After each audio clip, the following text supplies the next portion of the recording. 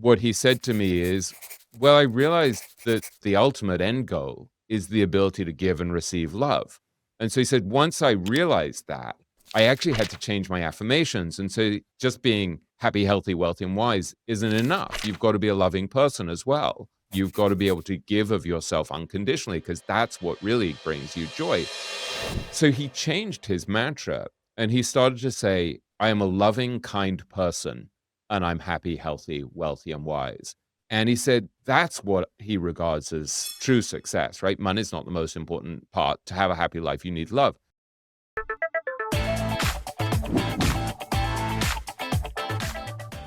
Before we dive into the video, if you've been enjoying the show, be sure to click the subscribe button below so you never miss an episode. It's a free and easy way to support us, and we'd really appreciate it. Thank you so much. Welcome to the Investors Podcast. I'm your host, Stig Brodersen, and today I'm here with my friend and co-host, William Green. William, how are you today? I'm great. It's lovely to see you. This is always one of the highlights of my quarter. So yeah, it's a delight to be back with you. Thank you so much for saying so, William. And it's no secret that it's always a privilege to get the opportunity to speak with you. So thank you for making time. Thanks. The first topic we're going to talk about here today is about the power of the subconscious mind. And I was listening to one of your episodes, or re-listening to one of your episodes here the other day with Arnold Van Den Berg. And I mean, both from your books, and I know I said this multiple times on the show, but I'll just say it once again. That's my favorite person in your book. It's the most beautiful story, and I just going to put you a bit on the spot here before we sort of like dive into it, just for the listeners who might not have been as lucky to tune into your most recent episode with you. It's Richer, Wiser, Happier, episode 61. We'll make sure to link to it. But if people don't know who Arnold is, perhaps you could just give us a brief introduction to this incredible person. Yeah, Arnold is a wonderful human being. And I often say that he's not the most successful investor I've interviewed and written about, but he may be the most successful human being in the investment world that I've encountered.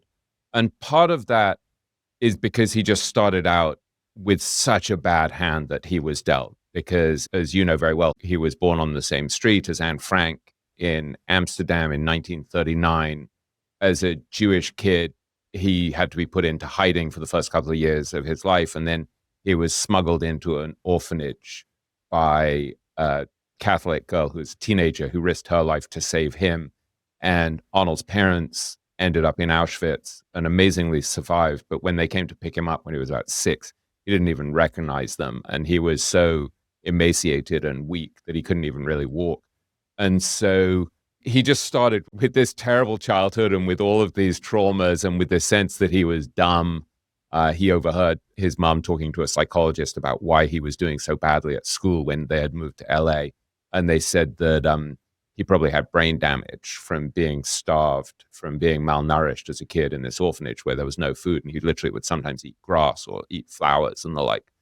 And yet he's become this very successful investor. He's now, I guess, probably about 86, 87 is my guess. I can't remember. But beyond being a very successful investor who's built this firm with a great 50-year record, he's also the loveliest human being. And he's very kind. He's been married to this woman, Eileen, for 50 years, and they have a lovely relationship. He has a lovely relationship with his son, Scott, who is the president of his firm, Century Management. And so in so many ways, he's a kind of embodiment for me of what it means to have a successful life. And he's happy and joyful amid adversity, which is an amazing thing. So part of what fascinates me is the question of how did this guy who was dealt such a terrible hand gain control over his inner landscape? And what were the tools he used so that he could transform his mind and become very successful? And so that's why this question of the subconscious mind becomes really relevant, because this is something that usually I would think, oh, this is so kooky. I would have the resistance to this of a typical sort of Eton, Oxford, Columbia graduate who was schooled in what my friend Pico I would call the Institutes of Higher Skepticism. We were educated to be skeptics. And here's this guy who is obsessed with self-hypnosis and the subconscious mind and stuff. But he's had this 50-year experiment exploring how to use the subconscious mind. And so you have to take it seriously. And so that, I think, is the backdrop to what we're about to discuss, which is really, in practical terms, if our listeners or viewers want to use the subconscious mind so they can transform their own lives, what would they do? What does Arnold teach you? What do you do? What do we do? And so, yeah, take it away. I hope that's a helpful background. It's a super helpful background, William. And I think what I really liked about that interview was how well he articulated and how helpful it has been for him and his family. It's such a powerful concept. And, if it's true that the best investment you can make is in yourself, at least that's what they tell us, I would argue that the best investment in yourself is in your subconscious mind and really unleash that power. And I feel it's almost cheeky for me to say that it feels like a superpower, but it's not like a superpower like Superman who can fly and whatever he's doing. It's something we can all tap into. And so I can tell a bit about my personal journey, and then I'll be super curious to hear how you have applied it, William, and how our listeners can use it. So I'm a bit uneasy about going into it, not because I feel it's embarrassing by any means. I think it's super, super powerful and something we should all lean into, but just more because I'm sort of like worried that the way I do it is completely useless for everyone else, and perhaps they need to do it their own way. So I'm kind of really curious to hear afterwards, William, how you're doing it, and perhaps more some general techniques. And so, anyways, I didn't use this technique before I think I was 26 or 27 before I started studying it. And I sometimes think like I wasted my time until then. But the concept is very simple, even though in its own way it's also complex. So you can basically determine what you want to achieve and then have your subconscious mind guide you towards that goal. And Arnold used this technique to rewire his own self-image after to your point, a very tough period in his life. A lot of people with that type of experience might have gone in very different direction, and Arnold chose the direction of kindness, which is fabulous whenever you get to know his story. He also talks about in this wonderful episode with you, William, how he used this technique to help his son become an accomplished athlete, even though that, for all intents and purposes, a lot of us might have looked at his son and said that he didn't have the natural inclination to be that, but by the force of your thoughts, he achieved it. It's an amazing story. I wish I had a personal and inspiring story like Arnold, but I feel it's a bit more plain and probably self-serving. Whenever I say that, whenever I learned the technique, I used it for something, a bit more self-serving. It was really, really important to me at that point in time in my life to become financially independent. And so whenever I learned about technique, that was the first thing I went to. And I know it doesn't reflect well on me, but that was very much what I did. And this for me, I mainly just read about it. Like I didn't have any formal training or coaching. I know there are different programs you can take. I've never been smart enough to go that route, even though I probably should, because I feel like I'm a very slow learner. And I just did a lot of trial and error to harness that power. And so anyways, that was how I did it. Perhaps someone wants to do a bit of more formal training or perhaps not. And so the way that I've mainly used it is that I've used different techniques to get myself into a flow state. And flow isn't the same as meditation, though they share certain qualities. So in meditation, you quiet the mind, and in flow, you focus on it. And some people might say it's semantics. It sort of depends on how you look at it, but I would argue it's two different things. But it still lets you access the subconscious mind. And so the different techniques, I mainly use walking as a tool to enter the flow state in my subconscious mind. For reasons I can't explain, it typically works better if it's bright. And I think once you're in the flow state, it doesn't have to matter. It's not like you can't do it if it's dark and perhaps you have different triggers, or you can also sit on your couch. Like, I'm not saying that you can't do that. For me, it requires a bit more work to get into the flow state, and it's harder for me to stay in that if I'm staying put. But that sort of like goes to what I was trying to say at the beginning, that I think we all have different things that work for us, and then perhaps there are other things that work for other people. So I'll basically just encourage you to study it and experiment and then figure out what works for you. And so, like I mentioned before, you start to focus on what you want to achieve, and you start with the end in mind, and then you facilitate that flow you sort of like let your subconscious mind fill in the blanks of how you reach your goal. And you observe, just like whenever you're meditating, you observe the thoughts that are coming your way. And the best way I can explain it is that it almost feels like a mental paper map that's being unfolded for you. And then you have to decide on the right path. And so you sort of like get different clues, and sometimes you go down the wrong path. So you gently but firmly put this thought aside, and then you go back to finding the right path through this maze of different thoughts you get. And it's kind of like a beautiful mental experience, especially I think for someone like me, and I don't know if it sounds too cliche for me to say this, but I've never tried any drugs. I don't really hold alcohol really well. So this is like the closest thing that for me to an addiction. Like if I have more like, let's call it 8 or 10 hours without that state, I sort of like start to feel a bit restless. And so I can, for example, feel it sometimes whenever I'm traveling, sort of like I get out of my normal rhythm. And so that's sometimes whenever I don't go into that state, and that, manifest in different ways. And And are you so doing anything in terms of breathing techniques or affirmations or anything like that as you're walking to get you in the state, or is it just the movement that's getting you in that state? I think it's the movement, and then it typically works better if I can see that there's an open road. Not like it's perfectly fine if there are other people, but like it can't be like super congested. Like I wouldn't be able to do it if I'm at a concert, for example, and if there are a lot of stuff going on around. So there's a sort of visual element to it in a way. Yes, yes, very much so. At least once you enter the flow state, there's a visual element, and then that sort of like goes away, and then you're alone with your thoughts. But it's in a way where it's almost like whenever you drive a car, and you pay attention so you don't run into other cars. But in the same ways, you're also sort of like in a state where you don't really focus on too much on the other cars. But of course, you don't want to go into an accident.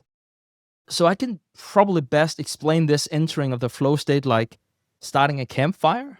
And I say this metaphorically because I actually don't really know how to, start a campfire. I was never doing a good job being a Boy Scout in the first place. But you can't light a roaring flame instantly, but you can gather dry wood, then you can strike a spark, and then you can shield from the wind until it catches fire. And similarly, at least I can't go into flow state just like that. It's about making the conditions just right. So it's easier if you're rested, if you're not hungry, if you're surrounded by the right sounds, for example, or the right visuals. Perhaps some of this sounds counterintuitive. So, for example, if you had a very busy day, you might say, I don't have time to go into flow state. That's actually the very opposite of the intention. It's whenever you're really busy that you have to spend time being in that flow state. And so I don't know if rituals is the right word, but like I have different times of the day, almost the exact same time every day, where I would go into flow state. And so that's why I was going at this before. Whenever I'm traveling and you're sort of like outside of your rhythm, sometimes I forget to go into that state. And so it's always like afterwards I realize, oh, I haven't been in that state, and that's perhaps why I feel a little stressed. So is the point of getting in the flow state in some sense that then you have more access or more influence over your subconscious mind because you're so relaxed in some way? There's like less static on the radio, there's less distortion, and so you can kind of think more clearly, or you can influence your subconscious by asking it questions, and there's just less noise, less static, less distortion. Yeah, great question. I think the intention is twofold. One is it's just a very nice feeling.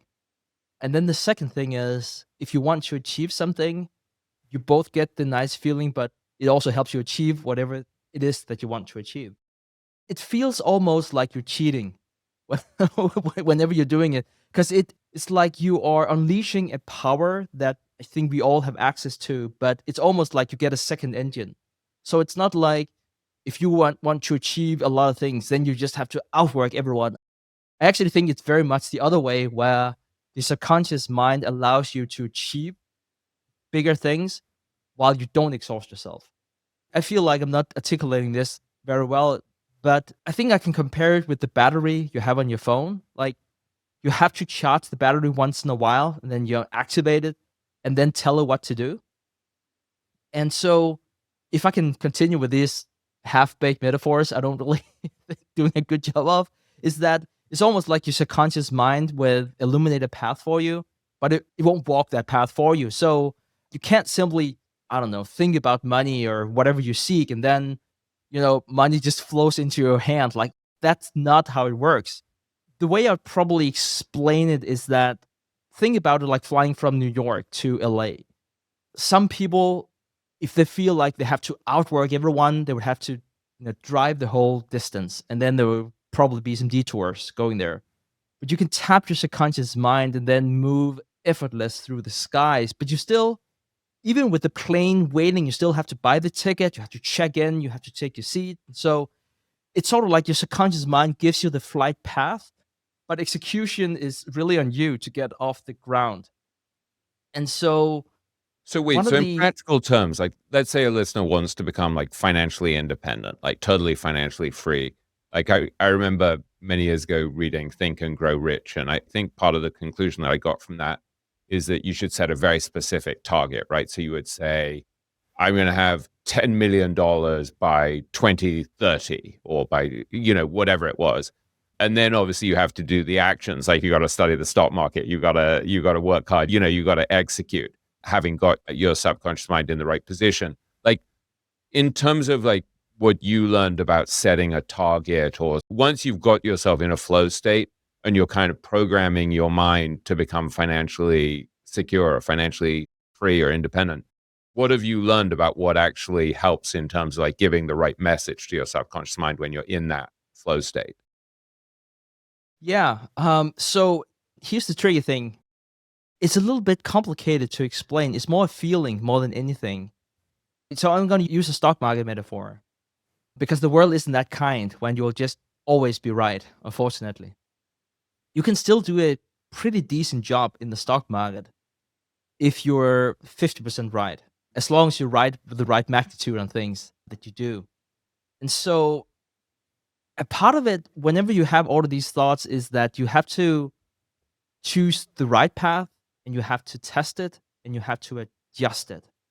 And so it's almost like this path, this maze I was telling you before. And then you visualize where you want to go, and then you're trying to step backwards. So I don't know if this is a good metaphor, and I kind of feel like I'm giving terrible metaphors today. If you have quantum computing, sorry, I I have to invoke quantum computing now that we're talking about the subconscious mind. It's like in the regular world or with our conscious mind, you have ones and zeros. With quantum computing or our subconscious mind, because it's so much vast, you both have ones and zeros at the same time. So you both have the starting point where you are today, but you also have the end point to your point from Think and Grow Rich or whatever you get your inspiration. And that gives you the path you need to walk on. And so if I can continue on that, I would say that you have to learn how to go in and out of the flow state most efficiently. And it's simple, but not easy. And you have to be okay with the fact that sometimes nothing will come out of it.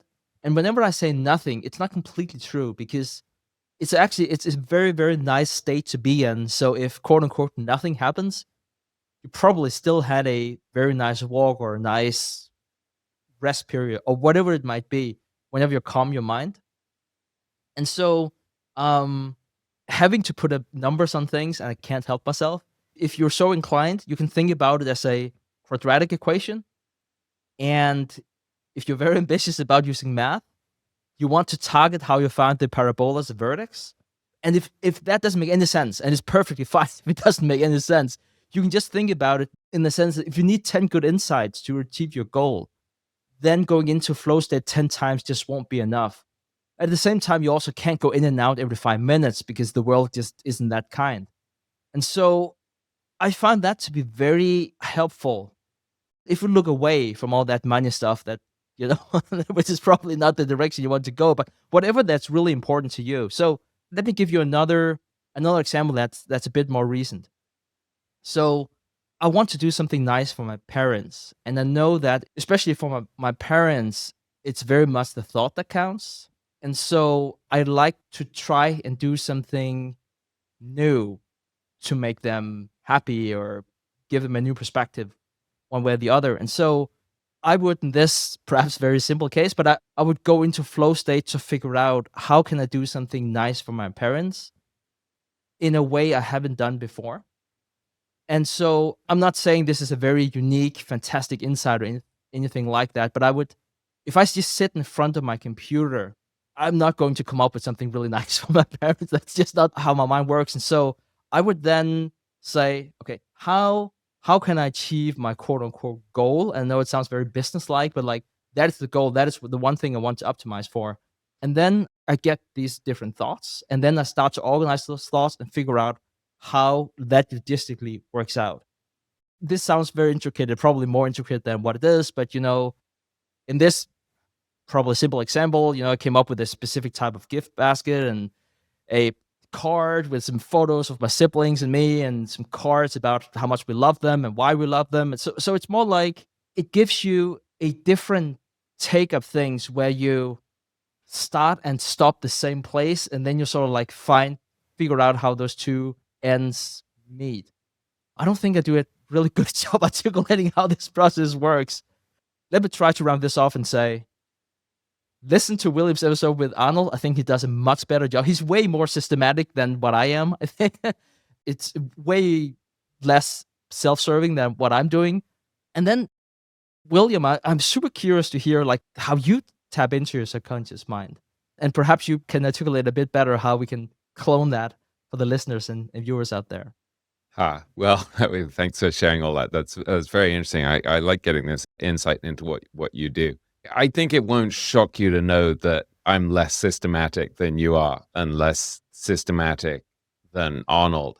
And so in some ways, I think our listeners and viewers can do much better than to clone me, as I'm A, not consistent enough, and B, not really an expert.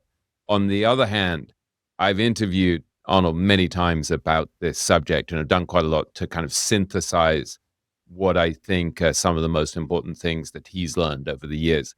And I've played with quite a lot of these tools. And I would say, obviously, it's really hard to know what has had an effect on you and what hasn't, because we use so many different tools and techniques. But I feel like it's had a really palpable impact on my life. And in some ways it started, I think, when I was first reporting my book, Richer, Wiser, Happier, and I went to Austin, Texas, and I spent a couple of days with Arnold interviewing him. And right towards the end of my visit, he hypnotized me on the floor of his office, and he played me the Four Seasons, which is what he always likes to do, Vivaldi's Four Seasons. And he got me to do, I guess, this kind of, if I remember rightly, it was like you would tense your muscles and then relax your muscles until you gradually go into a meditative state. And before that, we had talked about various things that I was trying to achieve. And he had helped me to write various affirmations. And so he was then feeding those affirmations, I guess, to me while I was in this hypnotized state. And I don't know that I was a really great subject, because I think right after that, I had to get a taxi to the airport and fly back to New York, where I live. And so I think I was probably there was probably a little bit of underlying anxiety about, oh my God, I'm going to have to leave soon. And so, but nonetheless, extraordinary things started to happen to me very soon afterwards in terms of my career and the like. And I think part of it, as I understand it, I guess this was an image that Arnold gave me, is that often we're giving ourselves, our subconscious mind, or whatever language you want to use for this slightly nebulous, vague thing, we're giving it very confused messages, right? Like we say we want to do this, but then our behavior is inconsistent with it, or then we talk to ourselves really brutally and we doubt ourselves. And so there's all this distortion. And I think part of what Arnold was doing was removing that static, so that it was as if you were getting a better radio signal. You were broadcasting in a much clearer way to the world. And so some extraordinarily good things happened to me and continued to happen to me, thank God, after that initial session with Arnold and after I started to use some of those affirmations. And I think, as you say, one of the important things is to decide up front what your goal really is and develop a clear and positive goal and hopefully define it fairly narrowly. And Arnold, for example, early on had been desperate for financial success because he'd grown up in this family where his father had had a lot of financial problems as an immigrant to the US. And so he had this goal where he just wanted to be financially independent so that he wouldn't have to put up with any nonsense from anyone and could kind of be himself, do what he wanted to do, be thoroughly independent. And so it wasn't necessarily he had to be hugely rich. He just wanted enough so that he could live the way he wanted to live. So that was his primary goal. And he still thinks that if you're starting out in life, you really want to get financial independence. But gradually, as he achieved financial independence and way more than that, he realized that the great joy of having a lot of money for him was that he could help other people. And that was really a wonderful feeling to give money away and to help lift up other people. And so he gradually shifted his goal to becoming really a kind and loving person who helped a lot of other people. And this really affects the kind of affirmations you set out as you think about the inputs that are going to get you to your goal. And so part of what happened to Arnold, he collects a lot of quotes and he's constantly reading, and then he distills these books and he saves messages from them. And so he's always been deeply influenced by Viktor Frankl, who also was a Holocaust survivor. And Frankl, as Arnold would quote to me, he said, "Love is the only true pathway to success and fulfillment." He said, "Love is the ultimate and highest goal to which man can aspire. The salvation of man is through love and in love." And Arnold also quoted to me this book that I got by a guy called Ashley Montagu, who's this British-American anthropologist, an author, who's a really curious guy. I looked him up. I sort of fell into a rabbit hole and started studying him. He was born in London, and his name was originally Israel Ehrenberg. He wrote a biography of Joseph Merrick, the Elephant Man, which inspired the David Lynch movie, which is about 45 years old. It's a great movie.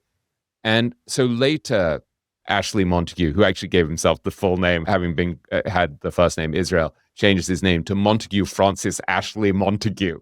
And so he becomes this sort of posh-sounding Brit. And he was obviously a very brilliant guy, and he wrote a book called The Practice of Love back in, I think, 1975, which I got an old, worn-out copy of. And this also had a big impact on Arnold. He quotes this a lot. And there's an essay in there called The Pathway to Fulfillment. And I'll read you a quote from it that had an impact on Arnold in deciding he needed to change what his goals were. So Montague said, "The most critical of all human needs and abilities is the need and the ability to love. It is the central, the cardinal of all the needs of humankind. It is only through love that we can achieve fulfillment as a healthy human being." And so one of the things that Montague figured out that had an impact on Arnold is that he said, if you're not actually feeling that loving, what do you actually do to bridge this gap so you become more loving? And he said, the answer is simply to behave as if you were a loving person. And he said at a certain point, basically, you wake up and it's like, you've done this so much that you become the person you wanted to be. So you're doing these persistent low-level acts of care, among other things. So the answer is simply to behave as if you were a loving person, he said. So anyway, this is to set the stage, this preamble for something kind of important which happened to Arnold, which is he starts to realize that what makes him happiest is when he shares his ideas, when he shares his wealth, when he shares tools and insights that actually, and books that he buys for people, and they change other people's lives. And he says there's no greater satisfaction than that, regardless of how much money you make. The money is just not going to do it. And so what had a really powerful impact on me that I learned only in the last 6 months from Arnold is that at a certain point, he changed his own affirmations. And I love the kind of granular detail of learning what someone says to themselves or a particular tool or technique that they use, because it gives you a sense of something that you can cling on to that is like really tangible, that can help you in your own life. So for many years, Arnold would say, he would quote this line from Émile Coué, which is every day and every way, I'm getting better and better. And Arnold would get in the shower, for example. He'd have a warm shower and then he'd turn it cold because he became obsessed with Wim Hof. And he would say 30 or 40 times, and he still does this every day and every way, I'm getting better and better. So he's programming his thinking through affirmations. And he thinks by making it cold, I guess, in some way you are accessing a kind of different state, whether it's an alpha state or a theta state or whatever, I don't know. He talks a lot about these different states that make you more and more suggestible. And so he's kind of rewiring himself by repeating this stuff. But then he would say again and again throughout the day, and he also believes you should write down your affirmations. So it's very helpful to write them down multiple times, that you're kind of pounding them into your subconscious mind. He would say over and over again, I am happy, healthy, wealthy, and wise. Because, he thought, well, these are the 4 things I want. I've got to be happy. I've got to be healthy. I want to be wealthy and financially free. And I want to be wise. So this had a big impact on me, right? And so I start to borrow some of his affirmations. And then what he said to me is, well, I realized that the ultimate end goal is the ability to give and receive love. And so he said, once I realized that, I actually had to change my affirmations. And so he said, I realized just being happy, healthy, wealthy, and wise isn't enough. You've got to be a loving person as well. He said, you've got to be able to give of yourself unconditionally, because that's what really brings you joy. So he changed his mantra and he started to say, I am a loving, kind person, and I'm happy, healthy, wealthy, and wise.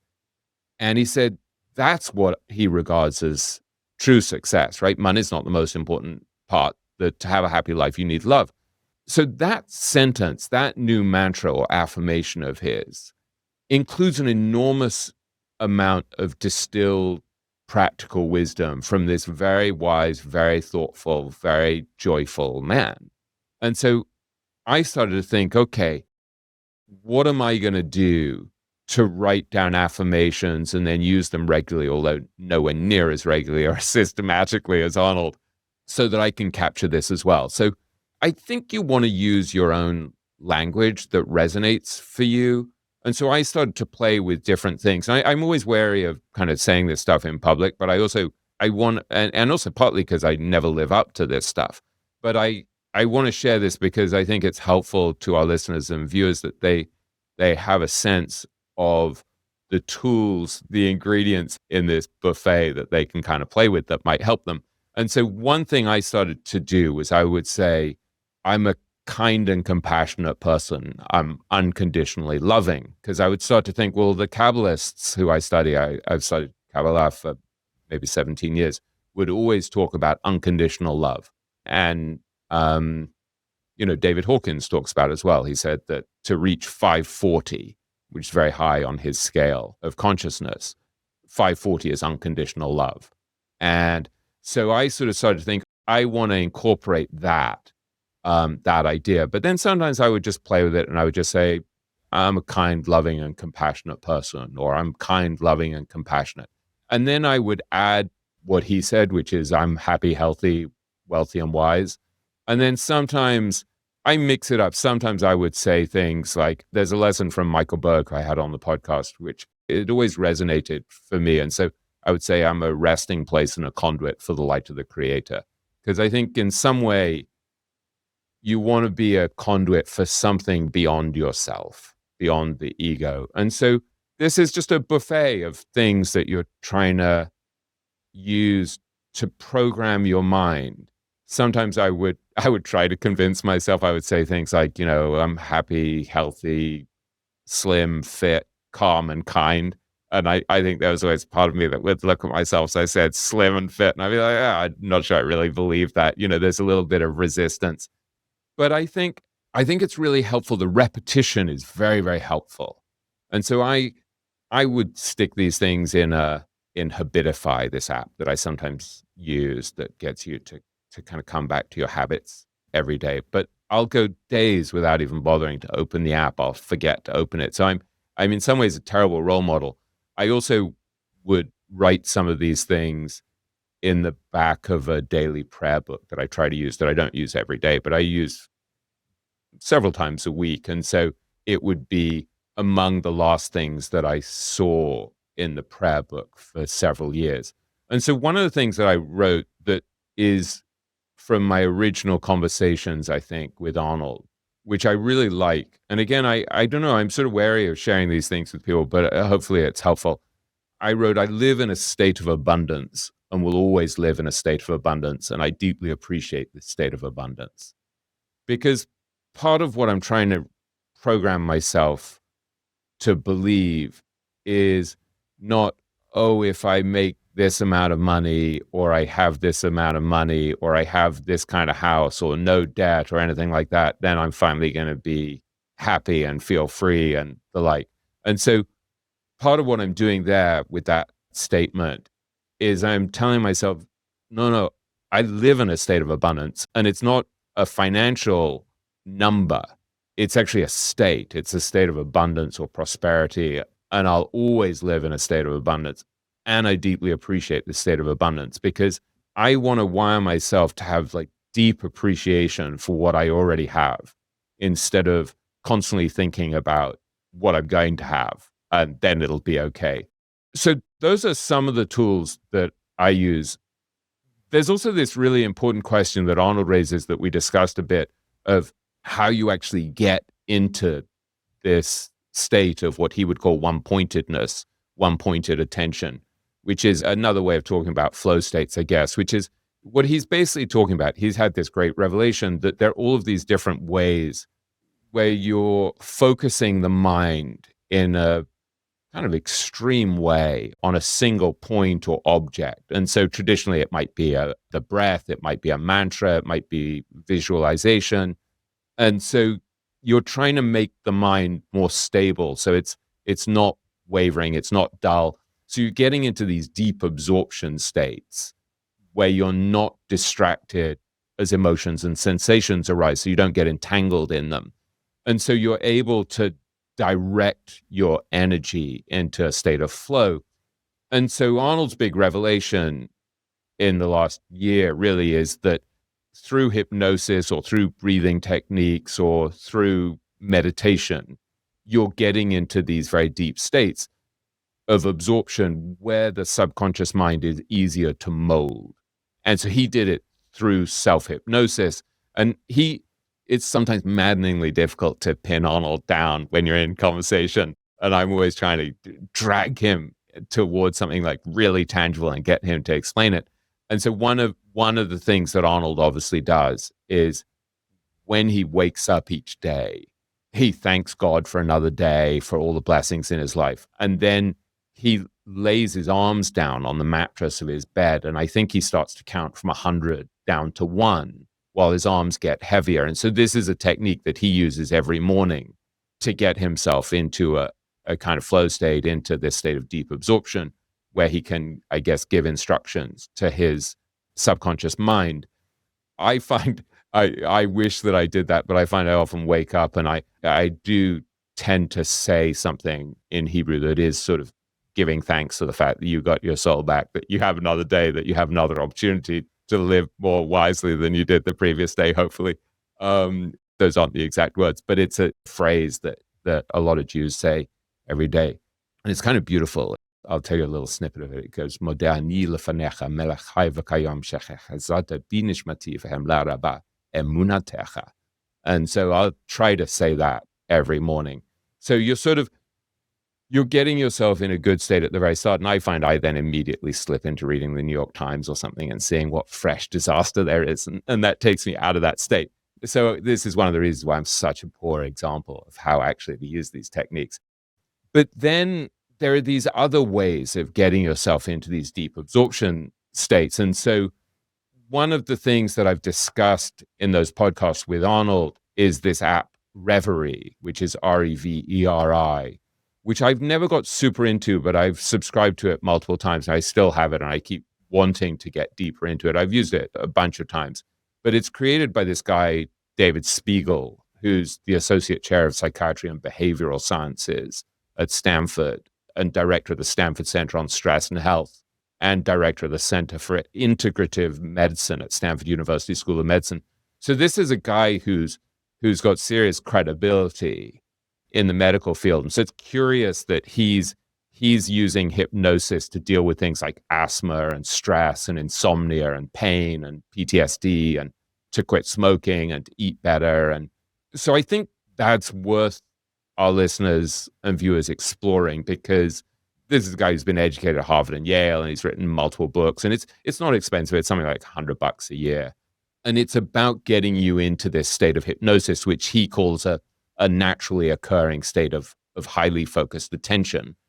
The thing that I've used much more often, that I've talked about in my episodes with Arnold, which I find kind of ridiculously helpful, almost embarrassingly helpful, is that there's this guy who had a huge impact on Arnold, a guy called Harry Carpenter, who wrote a book called The Genie Within, which Arnold regards as, in many ways, the best single practical guide to using these techniques of training the subconscious mind. And it is a good book. And for me, it's a little bit hard, because he'll use phrases like sort of the subconscious crockpot and stuff like that. And even like the title, The Genie Within, like I have a lot of resistance to this stuff as a sort of intellectual snob. Whereas part of Arnold's advantage is that he had no resistance at all. Like he just, he didn't go to university or anything, and he just was not an intellectual snob. And so he just used this stuff and it worked. And so I think there is this problem for a lot of cerebral intellectual people, is that we're a little bit resistant sometimes to this stuff. And so we don't get the full benefit to it. But one of the things that I found really helpful is that Harry Carpenter, the author of The Genie Within, has a website, which is thegeniewithin.com. And on there are these affirmation CDs. And I ordered these as MP3s. And there's something like $10 for the whole thing. It's totally inexpensive. And there's one, it's called Track 2, Attaining the Alpha State Through Progressive Relaxation, which has this metronome sound in the background. And Harry Carpenter talks for about 11 and a half minutes. And it gets you into an alpha state. And I find that ridiculously helpful. And I've used it a lot. And one of the things that it enables you to do also, the more you do it, is he teaches you, while in this state of deep absorption, to put your thumb and forefinger together and to say something like 3, 2, 1 alpha, and you get into that state. And so then you don't need to go through the tape the whole time, because just when you want to go into this deep state, there's this kind of physical cue. And then he also has one on getting into theta state, which I think is Track 3, the theta state routine, which I've used quite a lot, but nowhere near as much as the alpha state one, which I just find very, very helpful. And so there is this kind of array of techniques that people can use to get into these deep states of absorption. I meditate a lot. I mean, not a huge amount, but I try to meditate several times a week at least. And if I were a little more organized, I would do it every day, but I don't do it quite every day. But I think that gets you in a state of deep absorption where it kind of moves the clouds away a little bit, or at least you see the storm in your own head a little more clearly. I think all of these techniques enable you to see a little more clearly and to communicate maybe with this deeper part of yourself in a less distorting, static-y kind of way. But then there are other techniques that Arnold's used over the years that I think are also worth exploring. So he's done a lot with visualization over the years. So there's a guy called J.K. Williams who had a profound impact on him, who wrote, "You can make a mental image or a blueprint of the progress and expansion you want to achieve. And by impressing the concept of your objective upon your subconscious mind, you can cause the condition you visualize in your mind to be created. In other words, you create your own reality."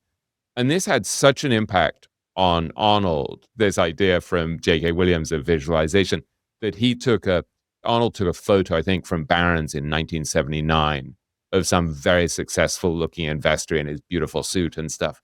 And he would just look at this photo again and again, visualizing himself becoming like this guy. So that's another way of impressing upon your subconscious mind what it is you want to become. And then Arnold has also been really careful to try to erase negative thoughts and negative self-talk. He has this process where he said he screens his thoughts, and when he has an angry thought or a negative thought, say, he would just erase it because he doesn't want it to make an impression. So he would if he had a negative thought, he could just say, no, I'm a kind and loving person. Or he could just say, in every day and every way, I'm getting better and better. And so he's erasing that negative thought. And this is hard if you're someone like me who's a writer, and a lot of what we were taught when we were studying English literature or learning to write fiction or whatever it was you need to be willing to go explore the dark side of life and let your mind run wild. And so it's difficult, the idea that actually you're kind of controlling your thoughts and you're putting them down this kind of constrained path. But as Arnold said, the first time I interviewed him on my podcast, he said the single most important thing in life is what you believe. And he said your belief governs your feelings, and your feelings create your attitude, and your attitude creates reality. He became very, very disciplined about controlling what he thought and the messages he put in his subconscious mind. And so, there's one other last point I would make. And sorry that I'm rambling for a long time, but I'm trying to give people sort of some fairly tangible tools here. What you said before about the fact that the subconscious mind can illuminate a path, but it won't walk it for you, that you actually have to execute, I think is a really, really important point. And so Arnold has obviously done a huge amount to reprogram his mind so that he has thoughts that are helpful. But at the same time, he's been ridiculously disciplined and driven. He, at one point, he basically, I think I may have written about this in the book, he gave up chess because he loved it. And he saw that it was just going to take up too much of his time. And he wanted to focus on investing and becoming a successful investor. And he played golf once, and he was like, yeah, this is going to shackle my mind. I can't do this. And so he never played again. And so he was very focused on removing distractions. And this is something I think that he also learned from J.K. Williams, who said, you can have anything you want, providing you are willing to pay the price. And so Arnold really doesn't believe in procrastination either. He would often say to himself, he has this mantra, do it now, do it now. And very disciplined in what he eats. He's vegan. He was very disciplined in his exercise, in his affirmations. He would do yoga the whole time. I mean, I have this video of him that I took in his office when I think he was 77.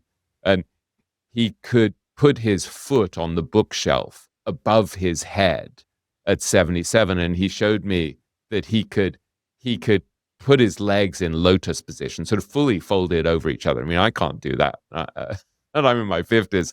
And then he could lift himself off the ground on his fingertips. And I asked him recently if he could still do it. And he's like, oh, yeah, he can still do it. And so he also would have this rule where he said to me, don't sit when you can stand. Don't stand when you can walk. Don't walk when you can run. And when there are stairs, climb them. And so I think this is really important, is this idea that it's not enough just to get your mind in a great state. You've got to actually be pretty disciplined in your work. You've got to be pretty driven in your work. And I wonder, in a way, I think that's probably a pretty big part of why life has gone better for me over the last decade, is I'm pretty driven and pretty focused on my work. Like, I may not be, I'm pretty erratic in using all of these tools, like affirmations or whatever it is, like I'm always solid B- or C+ or whatever on any of these things that require routine and systematic, regular behavior. But I'm pretty obsessive about my work and just always trying to prepare as much as possible and the like. And so I think you need both. I'm not saying one is more important than the other. I think you need the work, you need the discipline, but you also need to get your mind in the right place. The other thing is also, I would say, not to be so focused on always becoming something, always like, I must be this and then I'm going to be happy. And I think this is one of the great lessons from Arnold as well. When I wrote about him in my book, he said, I'm the richest guy in the world because I'm content with what I have.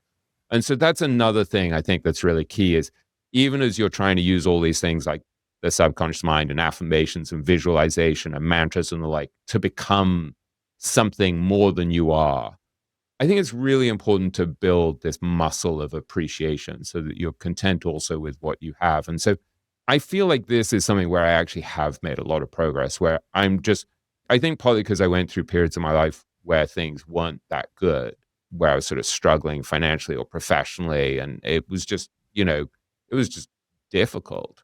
A lot of the time, I just feel sort of overwhelmed with gratitude. And, there's a part of me, historically, like, for example, my late grandmother, Muriel, would have been horrified by, it was as if you were sort of tempting God or tempting fate or tempting dark forces by saying, I feel so fortunate, I feel so blessed. And I think that's right. There's a part of me that doesn't want to say that out loud. Michael Berg will often say, you want to conceal your blessings. And I think that's true. And at the same time, at least in my own mind, I just want to really be constantly grateful and thankful, whether it's the home that you have or the study that you have, where you're surrounded by books, or friends that you have, or a partner that you have, or just good health, or the fact that you recovered from something, or the fact that you get to learn stuff or do work that you find interesting. Whatever it is, I think you want to kind of build that muscle. And I think that's one thing that I see from Arnold is just this tremendous sense of gratitude and appreciation. And then at the same time, he understands the fact that developing a good character is going to be really key to his happiness. And so he'll say things like, you never go wrong doing the right thing. He just is such a beautiful embodiment of somebody who's looking to behave decently and kindly. He once wrote a speech called The Power of Commitment, which I think he did entirely using his subconscious mind. And he never changed, maybe he changed one word or something. And he said in it, if you've treated people with love and respect, and if you've been honest and considerate, giving and enthusiastic, then in return, people will project those same feelings onto you. And so I think part of it, he clarified that it's about trying to become a good person, be a good person, treat people a particular way, be more loving, be kinder, be more compassionate.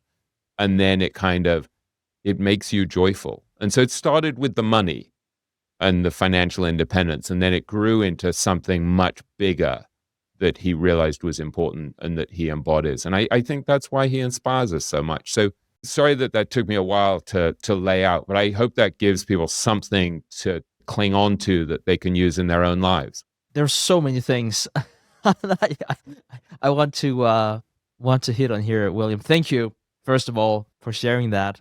I'm just going to do a small detour just to embarrass William, and then I'm actually going to get to my point. I find it to be absolutely astounding how many people I speak to about any subject you can possibly imagine, and then they typically find a way to let me know how wonderful William is. Are you looking to connect with high-quality people in the value investing world? Beyond hosting this podcast, I also help run our TIP Mastermind community, a private group designed for serious investors. Inside, you'll meet vetted members who are entrepreneurs, private investors, and asset managers, people who understand your journey and can help you grow. Each week, we host live calls where members share insights, strategies, and experiences. Our members are often surprised to learn that our community is not just about finding the next stock pick, but also sharing lessons on how to live a good life. We certainly do not have all the answers, but many members have likely faced similar challenges to yours. And our community does not just live online. Each year, we gather in Omaha and New York City, giving you the chance to build deeper, more meaningful relationships in person. One member told me that being a part of this group has helped him not just as an investor, but as a person looking for a thoughtful approach to balancing wealth and happiness. We're capping the group at 150 members, and we're looking to fill just 5 spots this month. So if this sounds interesting to you, you can learn more and sign up for the waitlist at theinvestorspodcast.com/mastermind. That's theinvestorspodcast.com/mastermind, or feel free to email me directly at clay@theinvestorspodcast.com. If you enjoy excellent breakdowns on individual stocks, then you need to check out the Intrinsic Value podcast hosted by Sean O'Malley and Daniel Monka. Each week, Sean and Daniel do in-depth analysis on a company's business model and competitive advantages, and in real time, they build out the intrinsic value portfolio for you to follow along as they search for value in the market. So far, they've done analysis on great businesses like John Deere, Ulta Beauty, AutoZone, and Airbnb, and I recommend starting with the episode on Nintendo, the global powerhouse in gaming. It's rare to find a show that consistently publishes high-quality, comprehensive deep dives that cover all of the aspects of a business from an investment perspective. Go follow the Intrinsic Value Podcast on your favorite podcasting app and discover the next stock to add to your portfolio or watch list. And again, we don't talk about William at all. We don't even talk about value investing or work, or we just talk about anything. And then suddenly someone would say something really, really nice about William, as in, oh, by the way, William's just a wonderful, wonderful person. Thanks. So I just wanted to tell that to you, William. I see it all the time, and obviously I see it in myself more than anywhere else. But thank you for being so generous in all walks of life and make us all go strong. Oh, I appreciate it. It's hard for me to receive praise, partly because I'm English and we have a lot of self-mockery and the like, but partly I think it's because I know what a schmuck I am and how badly I behave half the time. I can say pretty words and eloquent words, but I wouldn't want to give anyone the impression that I live up to this stuff. I'm screwing up the whole time as well and stumbling and confused the whole time. And when I'm stressed, I behave poorly. And I think what's helpful here is when you find someone like Arnold, who also wouldn't be a perfect human being by any means, but no doubt a much better human being than I am, you see what's possible when you behave a particular way and when you understand certain principles. And then you try to be directionally correct, despite all of the stumbling and all of the failing and all of the mistakes and all of the ways in which we don't live up to this. And then, as Nick Sleep would say to me, you try to be kind with yourself about the failings and the mistakes. You give yourself a little grace.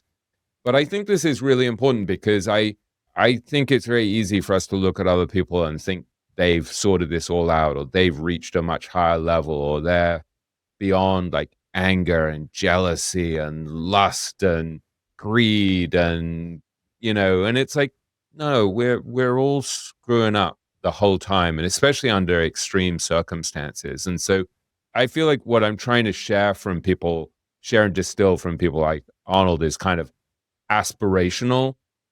And when I see someone who's much further along the path, who's transformed much more of their ego and their self-interest, it's really, really helpful because it gives us a sense of what the target is. And part of what I like to do is just find patterns where I'm looking, for example, at Arnold and seeing that the stuff that he's found from his favorite author, James Allen, in a book like From Poverty to Power, like he's looking at James Allen. James Allen is talking to you about overcoming selfishness. That's the way that, he'll talk about wage war against self. And that's the way that you're actually going to get to become a disciple of truth and a force for truth, that you're overcoming clinging to self. And then I think of this amazing Tibetan Buddhist teacher that I've learned a huge amount from called Candrila. And she said on this retreat I went on, we are trying to turn self-cherishing into cherishing others. And so it's like, I'm hearing things like that, but it's like, no, I'm still doing a hell of a lot of self-cherishing and I'm not cherishing others. So I'm just trying to make it really clear that it's like, I'm in the remedial program here. Like I'm stumbling and failing the whole time. So if people are saying nice things about me, like I'm very grateful. But I look at myself and I'm like, really? You did that again? You behaved that way again?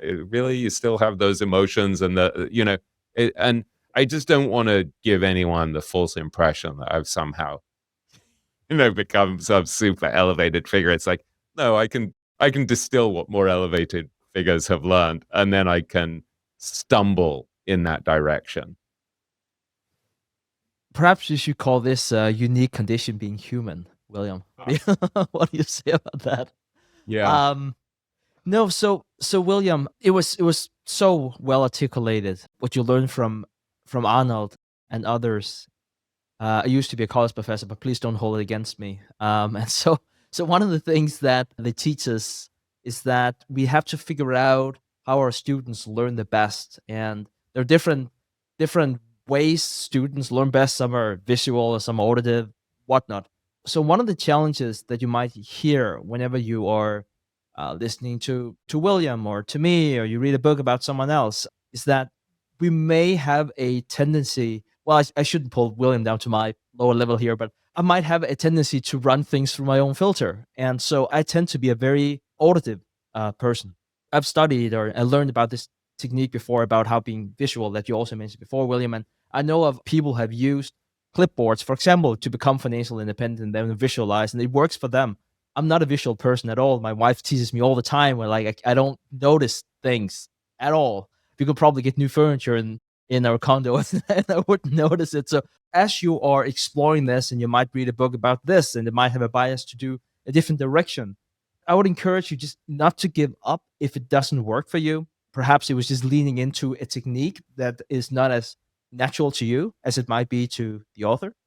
And then I would say something that has been, and again, this is running through my own filter, especially in the beginning, whenever I was want to enter a flow state or deeper state, I would have a guiding voice, probably because I'm auditive.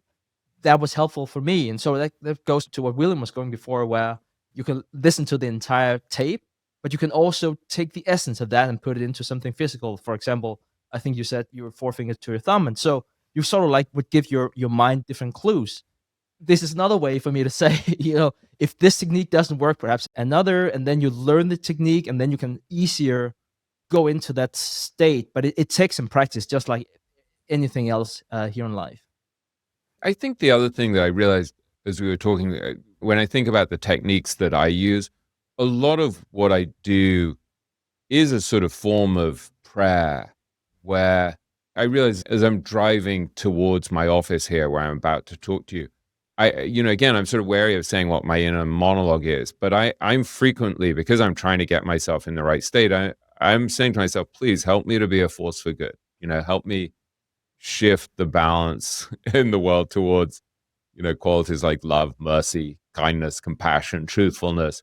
And because I have an awareness of how imperfect and flawed I am, there's this beautiful concept that the Kabbalists teach, which is that you have a perfected soul somewhere. It's sort of like Plato would say, there's like this platonic form of you and so one thing that you can do is you can say, please let me borrow from my perfected soul, because beyond time, space, and motion, I'm going to be perfect one day. One day I'm going to be really elevated. And so, the people who are listening and watching shouldn't suffer from the fact that I'm still such a schmuck. So let me borrow from my perfected soul so I can share something that's worthwhile. And so it's very personal, the tools that you use to get yourself in a state where you're shifting the balance, you're sort of increasing the odds that you're going to behave decently and that you're going to have a successful outcome. But I think the setting of intention is just hugely important, to have the motivation to help other people and to be a force for good. I come back to that again and again and again and again. And I think that's hugely powerful, because I see people like Arnold overcoming their own ego, or Candler, or any of these great teachers, Michael Berg, that all they're doing is trying to lift up other people. And you're like, why are they all happy? Like, why, what is it that makes you want to be around them? It's like they've overcome what Candler would call self-cherishing. And so instead of cherishing themselves, they're cherishing others. And so I think somehow just the repetition of coming back again and again and again to try to shift the consciousness. So it's like, yes, I want to be free from pain and suffering, and I want to be happy, but I also want to help other people be free from pain and suffering and to be happy. And so establishing that motivation is huge. And however you can tap into that state, whether it's speaking to yourself, prayers or affirmations, whatever it is, that motivation sets in motion something that's very powerful. I'm absolutely convinced, because I see people who tap into it very powerfully in their own behavior. You just, you want to be around Arnold because he just makes you feel better. What a wonderful way to wrap up the first segment here of today's episode. This episode will go on for 7 days. It's for 7 days. Yeah. If you want to wrap that up in one sentence, I'm not telling people they should skip the first part, but it's like, along with the way of saying is that is why you want to be around Arnold, because of this. And it's such a beautiful thing. And without putting you too much on the spot, so I'll just briefly mention before I go to the next point, but I think it's the same thing I experienced with you, and why I'm so excited about speaking with you, and why I hear so many people I meet on my way, and they're saying the nicest things. And I think if I ask them why they like you, I think I would probably get a million different explanations. But it makes one feel good to be Wow. around you. Thank you. You know, if I could take all of those a million explanations and I put it into one sentence, but it's not fair at all. I'd say it makes you feel good. And I often think about you. This is gonna sound wrong whenever I say I often think about you whenever I'm in a bad mood. That sounds really, really wrong. So please don't quote me on this, William. But sometimes if I'm under pressure by negative thoughts, which certainly happens, I sometimes think about you as in sort of like looking at yourself from the outside and sort of like lifting yourself out of that negative state. And I think you helped all of us being if not a better version of ourselves, then sometimes a less bad version of ourselves, which Ah, whenever you're deep down is a very powerful thing. So yeah, thank you. That's thank kind you. of you to say. William, I want to transition here to the second part here of the episode, and I've called it Do We All Want the Same Thing? And for the listeners who might remember that last time we talked about eternal truth, and we talked about how few truths there were that transcended time and culture, they might think that's a weird thing to discuss. Because today I'll make this bold claim, perhaps wrong claim, but this bold claim that we all want the same things. And I am perhaps going to exclude a fraction of people with a specific diagnosis. I don't know, but I would argue that evolution had made it so that we all want the same things. Or at least this is a thesis I would like to test out together with you, William. And so I think much of the conflict we had in the past and we have today is because we want the same things, but it manifests in different ways. And because it happens that way, we found other people to be very different than us, and it creates a lot of conflict. So, one of the things that you talked about before is this need to be bigger than ourselves, which, to your point, I think you're absolutely right, 100% right. I also think it materializes different ways. And sometimes we shake our head at other people who just doesn't feel it the same way.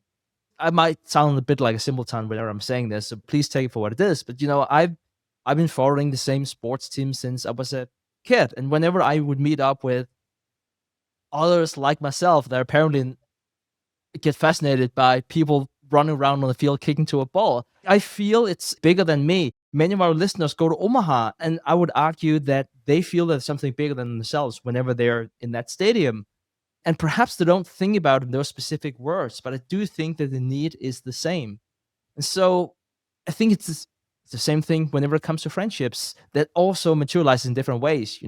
So this example I came up with here, and this might be a cultural bias or perhaps it's a my bias, I don't know. But I think if anyone saw a transcript of how I speak with my friends, they would be they would probably be outraged. They would at least think we had a nasty argument.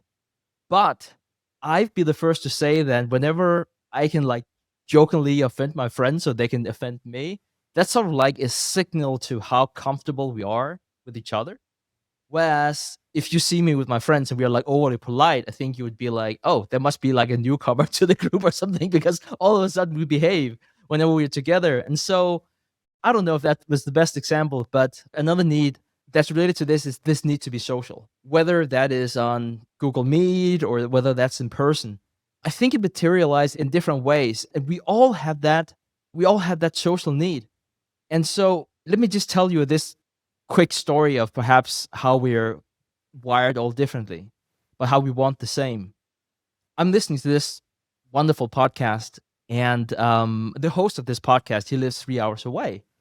And I know that he's dealing with an issue. And so for whatever reason, I think I can actually solve this issue for this person. He has no clue who I am. And so I shot him an Wait, you email. gotta tell us what kind of issue? Like, this is a financial thing, a business thing, an emotional thing? Yeah, so he has it's mainly a business issue, but it's very tied to his emotions. Hmm. And it's because I've gone through the same thing, and I think I could help with him with that. So I sent him an email, and I was like, "Hey, dude, do you have time to jump on the call?" And I don't remember exactly how I wrote it, so it might come off as a sales pitch. I don't know, but I was like saying, "Hey, please don't pay me or anything but I honestly, we're in the same business. I think I can help you. Would you like to jump on an online call? And then, I'll talk you through how we solve this. And I want to say I got the weirdest email back, because I got an email and he was so offended that and he's sort of he's an older gentleman. I've only known him as, I've only listened to him in a podcast format. So I've never met him. He always seemed super, super nice, but he got so offended that I wanted to meet him online. He was super keen on meeting in person. By the way, he would love to meet in person, but he found it to be such a rude thing to suggest that we could go on an online call, because that is not how you meet other people. And so again, I'm not saying this is the best example, but I think we all have this social need. But if I only read it as this is a guy who's really mad at me, he's really angry at me, I wouldn't have seen what's behind it, which is basically we all have this social need. It just materializes in different ways. And so the last thing I just want to say to this is that I think all of us think about what other people think of us. Even though that we were taught from early age, that's probably not how we should be thinking about it. But unless we are literally a baby who only have your basic needs, well, in that case, you probably still think about whenever you get food or whatnot. But no man is an island.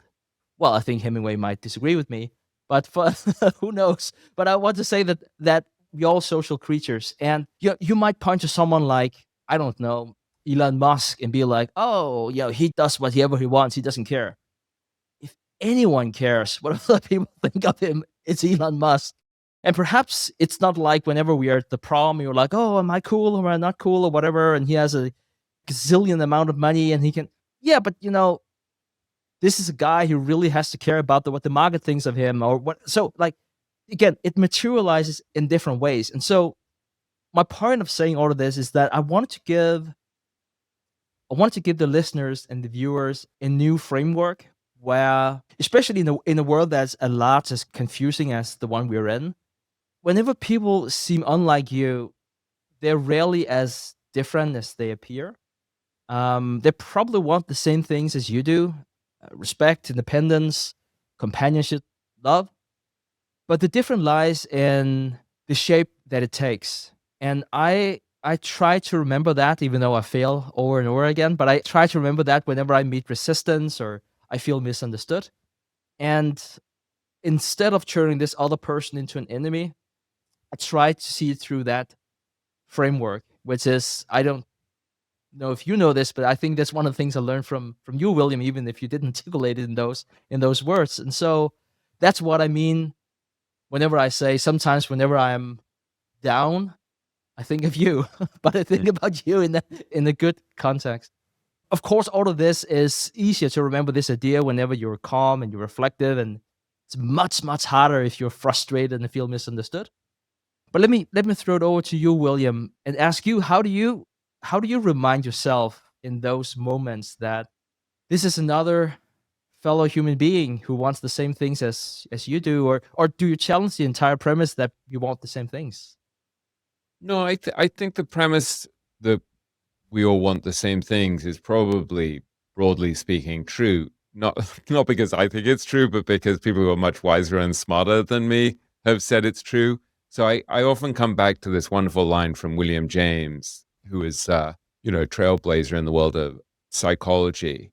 And there's this, I think the story is that he had some students at Radcliffe, the girls at Harvard, who, after he had taught them, they sent him a gift, which I think was a potted azalea for Easter. And he was so touched that he wrote them a letter in the late 19th century. And he said, the deepest principle of human nature is the craving to be appreciated. And so he was saying that he had written this big psychology textbook and had failed to include in it this really key thing, this idea that really what we all crave is to be appreciated. And that when they sent him this gift, it kind of reminded him, oh, that's what we want. And I think that's a really fundamental understanding about human nature, is that we just yearn to be appreciated and understood and recognized and admired. And so I think sometimes I really try to remind myself, the people I'm meeting, they just want to be appreciated.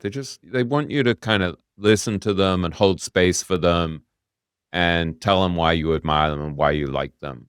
And I think that's a very powerful thing. And my friend Yen Liao, who I hope I'll have on the podcast before too long, who's very wise and thoughtful about these things, has written letters to various people, family members and the like, telling them why he appreciated them so much. And he has a sense of urgency. He's like, well, we don't know how long we'll live. We don't know how long anyone else will live. Like, say it now.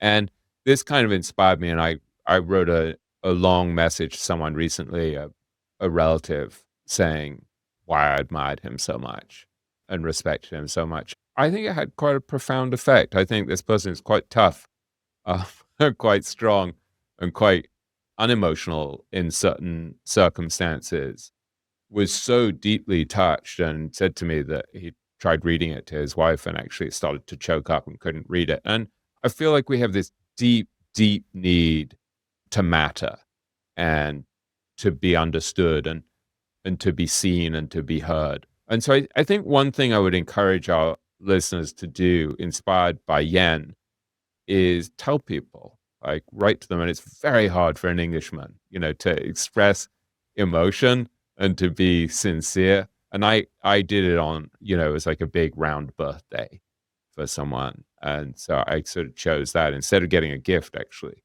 I probably should have got a gift, but I was too lazy and ungenerous to get a gift. But at least I said, these things that I think probably I had never said.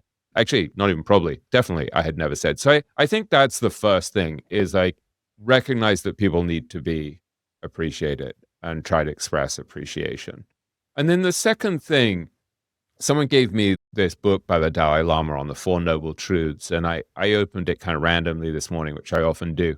I sort of knew what it was I was looking for, but I think it came out on the exact page where he said, it is a fact, a natural fact of life, that each one of us has an innate desire to seek happiness and to overcome suffering. And that's a really fundamental Buddhist teaching, right? This idea that we're all the same in that we want to be happy and we don't want to suffer. And I think there are certain things that are just kind of undeniably true that we share. None of us wants to suffer, and all of us want to be happy, and we're confused about how to do it and what the causes of suffering are and what the causes of happiness are. And that's one of the reasons why you study things like Tibetan Buddhism, in the case of the Dalai Lama, or why you study someone like Arnold, is so you can figure out, oh, well, these are the causes that create unhappiness, and a lot of it is created by us through our own behavior, not just our external conditions. And these are the causes that reduce suffering. And so help me do more of one and less of the other. So it's really important to have these understandings of what we want and what we don't want and how to get there. And I think Tibetan Buddhism is hugely helpful on that front. And another thing that I guess is absolutely essential truth of Buddhism is this idea that we're so deeply interconnected and interdependent. There's even this idea, I think, that at some point in some past life, basically everyone has been your mother or your father or your brother or whatever it is. And so we should have this vast compassion for everyone because they took care of us at some point. And whether you think that's literally or metaphorically true, it's a really beautiful attitude that because everyone wants to be happy, everyone wants to avoid suffering, and we're all interconnected and all interdependent, we should be compassionate. We should wish the best for other people. I think that's a really, really helpful basis for being compassionate. And then there are various other practices that I think about quite a lot that I think are kind of helpful for dealing sometimes with difficult people, sometimes just with people who aren't that difficult, but maybe we're the difficult one, or we're in a bad mood, or they just trigger something. And I think this idea that you mentioned before of just seeing things through their lens is hugely important. So I find intellectually, for me, it's reasonably easy to think, well, here's why they act this way. Here's why they're acting in a way that I think is really destructive to them or to other people. And to understand, if I were in their position, maybe I'd act the same way. So understanding the causes and the conditions that lead people to be the way they are is really helpful. And then I often think about this line from Karen Berg, who was Michael Berg's mother, who is a remarkable teacher, who would often say, there's so much bad in the best of us and so much good in the worst of us that you really can't judge. And I found that very helpful. Like, there's a sense also from this great Kabbalist, Rav Ashlag, who would say we're all unripened fruit. So it's, at some point we'll ripen and we'll become better and we'll overcome these issues. But we all have this potential for wisdom and kindness and compassion and love and all of these things. So those are really helpful things intellectually for me to remind myself. But then there are these practices that I come across that I think are really, really helpful. And so, for example, I think I may have mentioned this book to you before by this woman called Tara Springett, Springett. She wrote a book called The Stairway to Heaven, which is subtitled 9 Steps of Consciousness from Unawareness to Full Enlightenment. And she's very interesting. I think she's a therapist living in England, although I have a feeling she's German. I can't remember. And she's an author of multiple books, and she's a teacher of Tibetan Buddhism. And she's kind of remarkable. I think that book is very interesting. It's got a lot of depth to it. She's a little bit critical, not in that book, but elsewhere, of David Hawkins, which I disagree with because I think Hawkins is kind of remarkable. But in a way, it's a similar thing of climbing this scale of consciousness. Maybe they're rivals in the battle for enlightenment. But one thing that she does, which I think is a really helpful practice, is she talks about sending love to yourself and others. And so she'll say these phrases like, I wish you to be happy, healthy, and fulfilled in every respect. And she writes in that book, everything grows and develops when enveloped with love. And I think that's true. I think we see it with our kids, but you also see it with difficult relatives or with difficult friends or colleagues, that they want to be appreciated. They want to be loved. And so her view is everything becomes better when it's enveloped with love. And so you can kind of send love to people in your own mind, send these thoughts to people in your own mind, whether you believe in this stuff or not. I think it probably works on your own mind to be sending these thoughts to other people, whether it helps them or not. I have my own biases on this front and I'm probably more credulous about it than you are, but I think it's very helpful for the sender as well as the recipient. And my friend Tom Morgan, who runs this community called Leading Edge and has podcasts called Leading Edge, was clearly really affected by this technique. And he interviewed Tara Springett recently. It's a very interesting interview on the Leading Edge podcast. And she talked about this practice and gave it a very slightly different spin than I think I got from the book. So she would talk about imagining a beautiful white light, and then you surround the person with white light and you visualize it suffusing their heart and their head, their brain, whatever it is. And she would say, I wish you to be happy and healed. And again, as I was saying before with Arnold's affirmations, I would put this in your own language. So for me, I would probably say, may you be happy, may you be healed. But I think it doesn't matter. It's whatever rings well for you. And so I wish you to be happy and healed. So I think that's really helpful. So you're coming from this place of kindness and compassion and love. And her view is that if you do this for a few days before dealing with a conflict, for example, it's very, very helpful. And there's a very related, powerful teaching. And I think it's probably no accident that Tara Springett has studied a lot of Tibetan Buddhism, but so has Sharon Salzberg, this great Western mindfulness meditation teacher. And so Sharon, who I've had the pleasure of meeting a few times in the last year, who's kind of an amazing person. She's a master of what's called loving kindness meditation or metta meditation. And she has these phrases where she'll say, she'll picture different people. So maybe it's a difficult person. Maybe it's a benefactor, someone who's done you kindness and really helped you. Maybe it's a neutral person, like the person you meet at the checkout counter or, in your club when you go for lunch or whatever. Maybe it's really an antagonist, or maybe it's all beings and also yourself. And she'll send these wishes to them. And so she's, I think, using her own wording, something that originally, I guess, came from the Buddha. And so she'll say things like, may you be safe, may you be happy, may you be healthy, may you live with ease. But also she would say, may I be safe, be happy, be healthy, live with ease. And then may all beings be safe, be happy, be healthy, live with ease. And again, you can change the language. But I think that's an incredibly powerful practice that has thousands of years of success behind it. So I think there's sort of this this array of practical tools that we've learned from these ancient spiritual traditions that are built on an understanding of the fact that we all need a little love, a little compassion, a little mercy. And I'll finish by saying that I've been really touched by this song recently. I have this ridiculous playlist that I'll confess you. I mean, I have a lot of playlists on Spotify, but I have one that's my funeral playlist. That's a collection of songs that I'm gathering, sort of half morbidly and half as a joke, but also actually because I think they're quite profound and beautiful for when I keel over, if I turn out not to be immortal. And so, and the playlist is called Love and Mercy, which is based on this beautiful Brian Wilson song, Brian Wilson from the Beach Boys. But once in a while, I'll hear a new song, or it's new to me, and it'll get on the funeral playlist. And that's kind of the highest praise. And there's one from this woman, Mary, I think it's Gautier, or Mary Gautier, Gautier or ER, something like that. And it's called Mercy Now. And it's such a beautiful piece of writing, a beautiful piece of singing, kind of melancholy. It's been going through my head again and again. I played it for my son yesterday. And it begins with her saying, I'll read you a couple of paragraphs, but it has this emotional punch that kind of gets you into, maybe it's more powerful than this intellectual discussion of ideas and tools, is actually like listening to a song like this. So she says, my father could use a little mercy now. The fruits of his labor fall and rot slowly on the ground.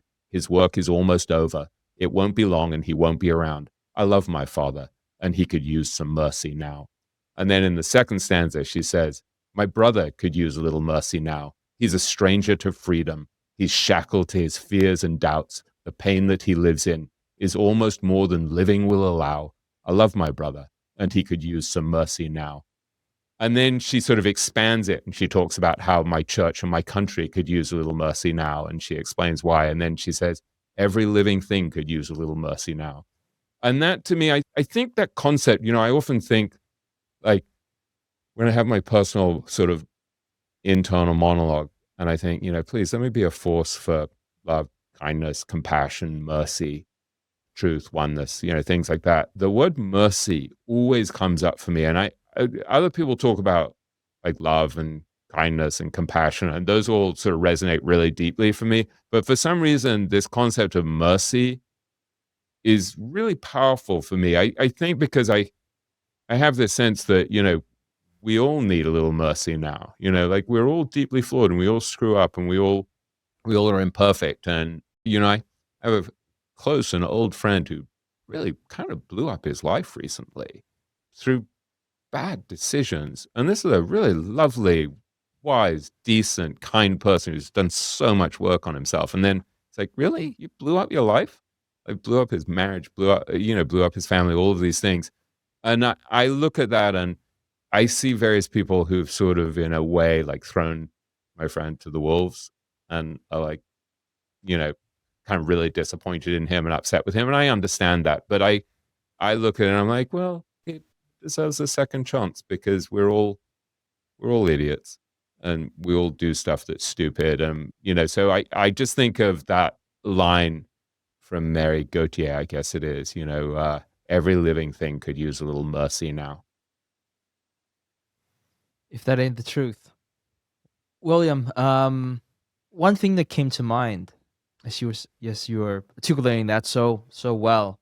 If I can go back to this idea here about reducing suffering, I see that in so many walks of life, how we try to reduce suffering and how we very often do ourselves a disservice in the attempt to do so. Many things in life come out of good intentions, which is a wonderful thing, but the world just isn't always that kind. I sometimes see that with very financially successful people who has suffered financially in their early years. And because it was such a terrible experience, and because they love their kids so much, they do not give their kids a healthy relationship with money. Ironically, because they don't want their kids to have the same negative experience with money or the lack of it whenever they started out themselves. The other thing I wanted to talk about is this idea of compassion. And this is something that I feel I've struggled with, but also I've taken an approach that's incredible self-serving. Mm. Um, and I sort of like, I feel a bit impish about sharing that with the listeners because I think that there's something very beautiful about what you said, William, about how we all interconnected and how perhaps we all be each other's fathers or mothers, whether you would take that literally or metaphorically. And especially in an episode where we talk about the compassion and really understanding of people who look through things at different lenses. What I want to get at is I had a discussion with Monis Pabrai, our mutual friend, and he referenced a conversation he had with Buffett about meeting other people. And Manu said to Buffett, how can it be that you're such a great character of people? And Buffett said that he wasn't a great character of people. He said he would You go mean into a judge of character? Yes. Yeah, Yes. yeah. And so he said he wasn't good at it, but if he walked into a room, and this is take it for what it is, metaphorically, he said there would be 100 people, 3 of them he would deem them to be terrible people, 3 of them would be the most wonderful people you ever meet, and then there would be 94 in between, and he would just go with the odds, and he would just go with those 3 people that he found to be wonderful, and that was sort of like that was his technique. And so I've tried to clone that, and I know it doesn't sound nice whenever I say that, but I wanted to paint some color around it. If I can use an example with you, William, now that I have the privilege of speaking with you, it was very clear to me the first time I spoke with you that I didn't think about it in those terms because I hadn't been speaking with Manish about this conversation, but I was like, William was one of those 3 people. Let me hang out with William. William is amazing. Why wouldn't I want to hang out with William? Then I'm also thinking, how much of the world's problems should I carry on my shoulder? And should I be around negative people because they need some joy in their lives and try to illuminate a path that would give them a better life? Or should I hang out with William? Mm. And you know what, William? I would choose hanging out with you every day. And so I wonder if you can have your cake and eat it too. But to me, they're not two opposites where I think you want to be around people who have beautiful values and great character. And then you can still be merciful to the people who might not have the same character, not condemn them, not judge them too harsh, but then also not surround yourself with them. I'm kind of curious to hear how you think about that. Yeah, it's a really interesting question. I mean, you remember Charlie talking about how you have to get toxic people out of your life and get them out fast. And Warren said, yeah, but it's good if you can use a little tact. And Charlie Munger in his typically brusque way was like, yeah, I don't mind a little tact, but just get them out fast. And it's difficult, but then, I think they may even have discussed this briefly at the time, like, or Charlie may have referenced this. What do you do if the people are in your family? What if they're among your friends? What if, so I think whether we like it or not, we're going to come across difficult, unpleasant people who are struggling, who are not at their best.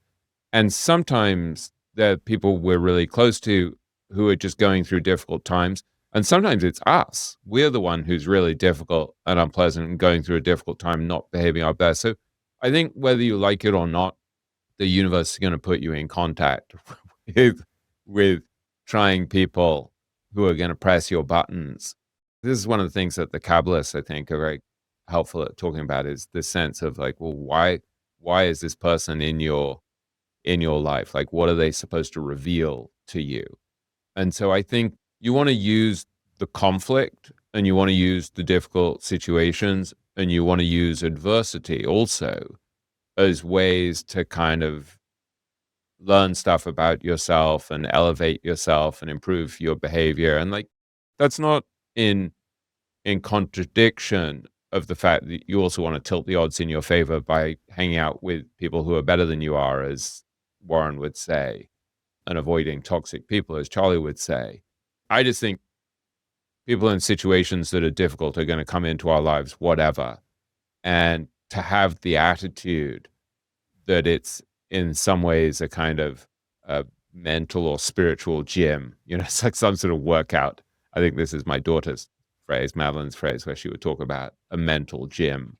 These difficult situations, they give you a chance to, think of Charlie, who said at one point, and I think I quote him in a chapter in my book about him, where he said, what a good idea it is to treat adversities as an opportunity to behave either well or badly. And he said in particular, as you get older, the adversities come thick and fast. So it's a really helpful attitude. And so I don't know. I think you're right. Stick with people you admire who help bring out the best in you and life goes better. But then also understand that these really difficult situations are where you improve and work on yourself. Difficult people. And I don't know. I think often the easy stuff where you're just with really great people in a really happy circumstance, it's like, yeah, it's great. It's like a gift. It's a blessing, but it's not like, you receive the gift, but it's not going to have that big an effect on you in many ways. I was very affected many years ago, maybe 13 or 14 years ago, by a speech that Michael Berg gave one Saturday when I think I was visiting New York from London. And he talked about how there's that these moments where everything's flowing and it's all just happy and good and you just feel great. He's like, that's just a gift from the creator. That's a total gift. And he's like, just receive it and be grateful for it. It's great.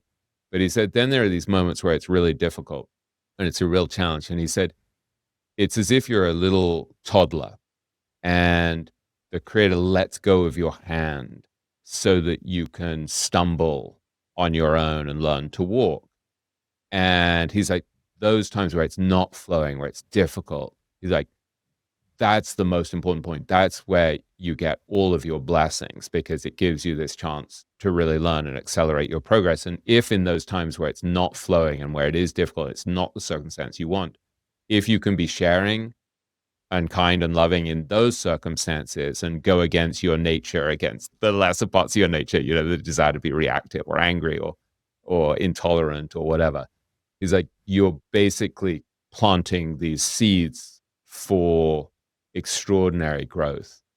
And I love that. I think that image, often we look at those times where we're in a circumstance that we really don't want. And it's like, well, wait, no, I just want to be hanging out with people I really like, who I'm learning from and who I admire. And it's like, yeah, that's really lovely. But I think the image that in the periods that are the inverse of that, the creator is like letting go of your hand and saying, you can walk on your own now. I'm going to trust you to walk, like a parent of a young toddler. Whether you believe that there's a creator who's doing this sort of thing, or whether you're just using life, you apply that attitude of like, no, these are the times where I'm learning to walk. These are the times where I'm working on my character. I don't think it really matters, but I think it doesn't help to avoid the difficult situations and the difficult people that are going to press your buttons, because they're going to come anyway, and they're going to press your buttons. And so when they do, make sure you use it. It's like we used to say in my family.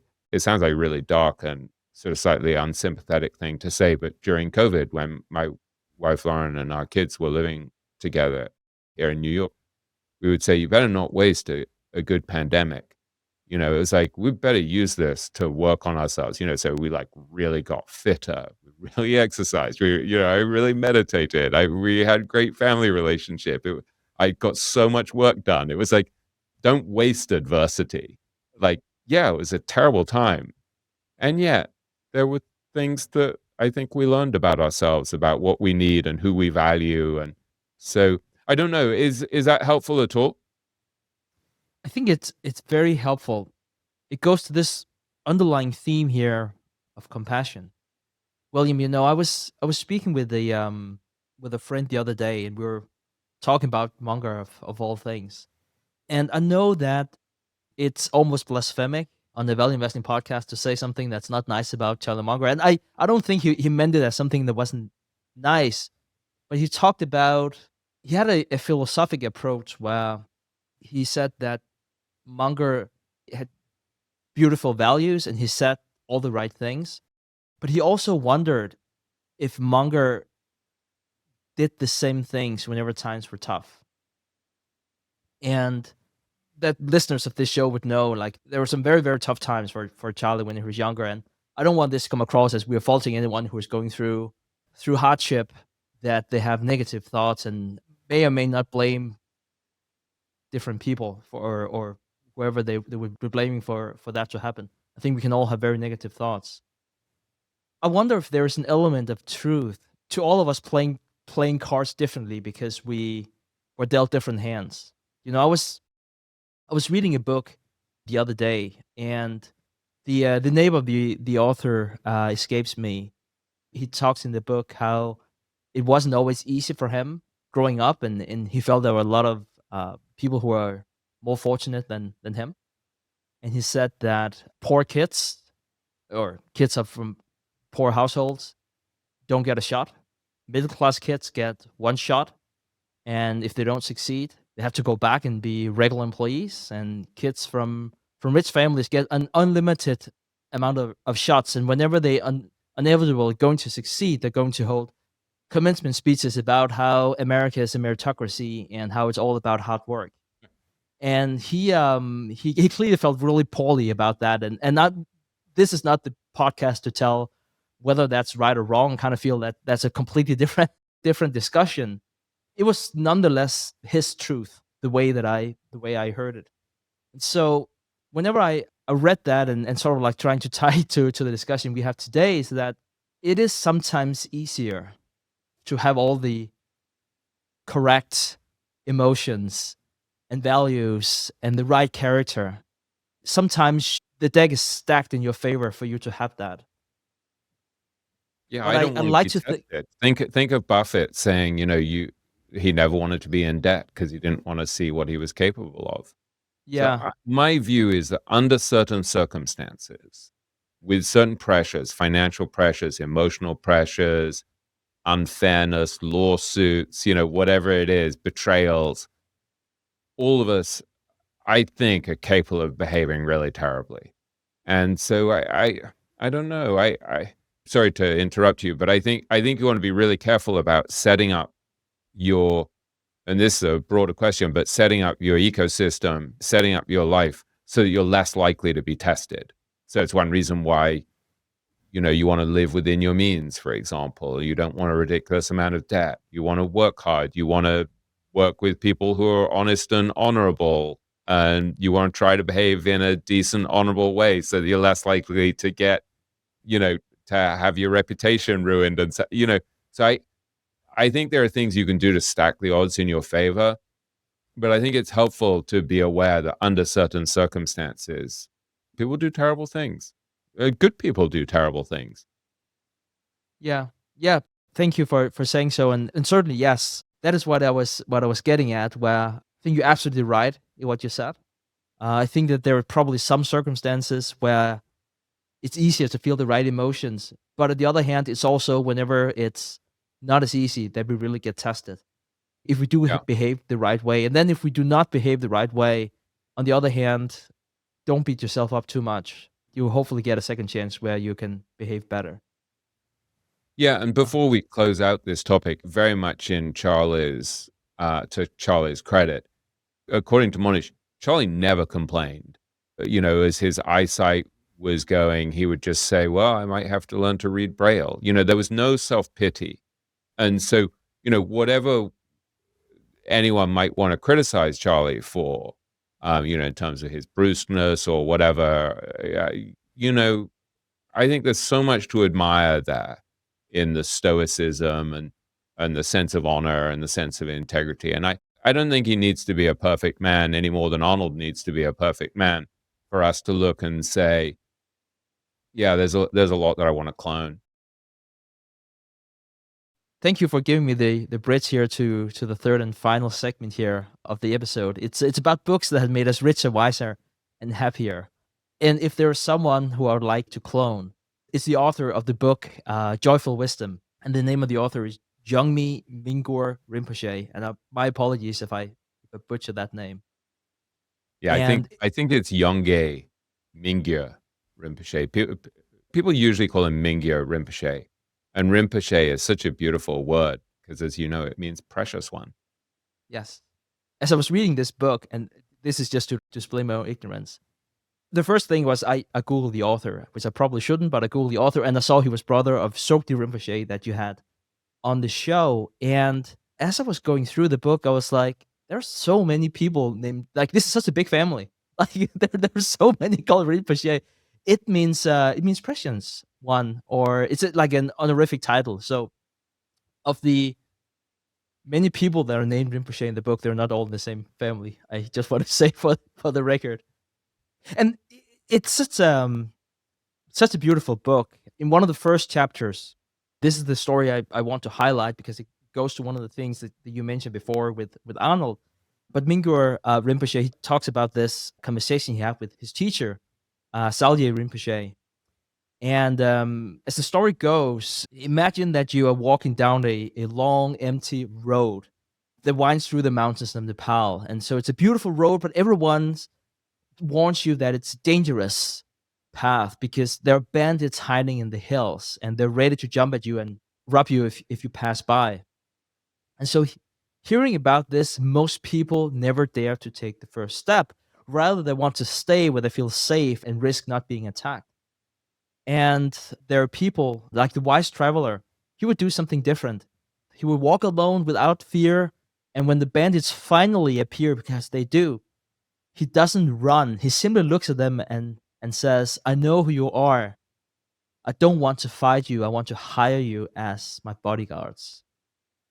And Mingyur Rinpoche uses this story to show the emotions that we all fear: anxiety, anger, jealousy, sadness. And he talks a lot about in this book how he has suffered from anxiety and how they've been bandits of his mind. And like most of us, or at least I can join the club here, or I can found the club, is that we spend our lives trying to run away from these thoughts and fight them. It's whenever we face them, then they lose their power.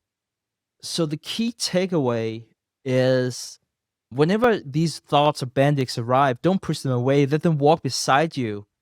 And sooner or later, they will become bodyguards. And I think that's it's a very beautiful thing. I think his brother you had on, he referred to them as the beautiful monsters that you were saying hi to. And I wanted to tie that into what you talked about before with Arnold's technique that I have also unsuccessfully tried to implement in my life, where I would try to, and it's probably because I don't understand Arnold's technique, because I will imagine he has a very, very good technique, but I would try to push them away and not lean into them. And so it sounds like there are two different techniques. And so I was curious to hear, William, how you do it and whether I would misunderstand how Arnold is saying hi to his beautiful monsters. Yeah, it's a really important insight that I do think there are these two very different techniques. So someone like Sir John Templeton also would use these techniques where he would just immediately reject negative thoughts and cast them back to the darkness that they came from. And if something difficult happened to him, and he had terrible things happen to him. I mean, he lost his first wife in a motorcycle accident, and she left him with 3 young children to raise. So it wasn't like life was always easy, but he would say, this comes to bless me whenever there was, something difficult arising in his life. And so that is one approach and I remember talking to Tony Robbins about this point. There's something about this at the end of Unshakable, one of his books, where he talks about this technique where I'll gobble this a little bit, but basically you're killing these negative emotions before they have a chance to grow and kind of spiral. He would just replace them with something positive. And I remember once getting in a bit of an argument with him, and I was really upset about something. And we talked afterwards about how he dealt with it. And I could just see, his eyes like watering up, and he's just like suffusing me with love. And he said, sometimes it's really hard to access love in these difficult situations, but you can access appreciation. It's much easier to access appreciation. So he's like, I was looking at you and accessing sort of appreciation. He's like, here's my friend and he's suffering, and he's not allowing negative emotions or thoughts to grow, and he's neutralizing them early. Arnold is not allowing them to rent space in his head at all. Templeton wasn't either, it seems like. So there are like these different nuances of how to do it. different techniques for how to get rid of these emotions. I think part of what I love about what Tsoknyi Rinpoche and his brother Mingyur Rinpoche do is this approach of radical non-resistance where everything is free to arise. And as Tsoknyi would say, the kindness is non-judging. And so you allow all of these negative emotions to arise and you don't judge them, these difficult sensations. There's one guided meditation of his that I sometimes do where he says, your back hurts. And he says, wow. And so he's like, now he gets the word wrong. He's, instead of saying you're bored, he says, now you're a little boring, like you're bored with my meditation. And he says, you came here for this elevated experience beyond concepts with this great teacher, and he's not providing it. And he says, don't run away. And so it's really beautiful. It's like your frustration comes up, your painful back comes up, and you don't run away. You're just with it. And Mingyur Rinpoche has a video that I remember watching. I think it's a 2-part video that he recorded maybe 12, 14, 15 years ago about how he dealt with his panic. You can find it on YouTube. It's about dealing with panic attacks and stress and anxiety. And he talks about how he used to get panic attacks from the age of, I think, 7 or 8. And his father, and Tsoknyi's father, was this guy, Tulku Urgyen Rinpoche, who was an amazing teacher, this legendary teacher.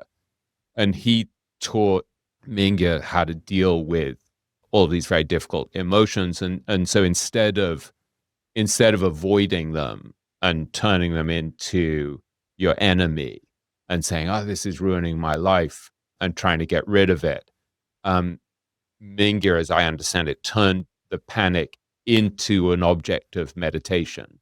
And so he would befriend it. He would do this kind of calm abiding with the fear, with the panic. And then at times, Tsoknyi talks about this, I think, in Why We Meditate, this book that he wrote with Daniel Goleman and my friend Adam Kane. And there are times where the negative emotion is so much that you have to retreat to a safe place.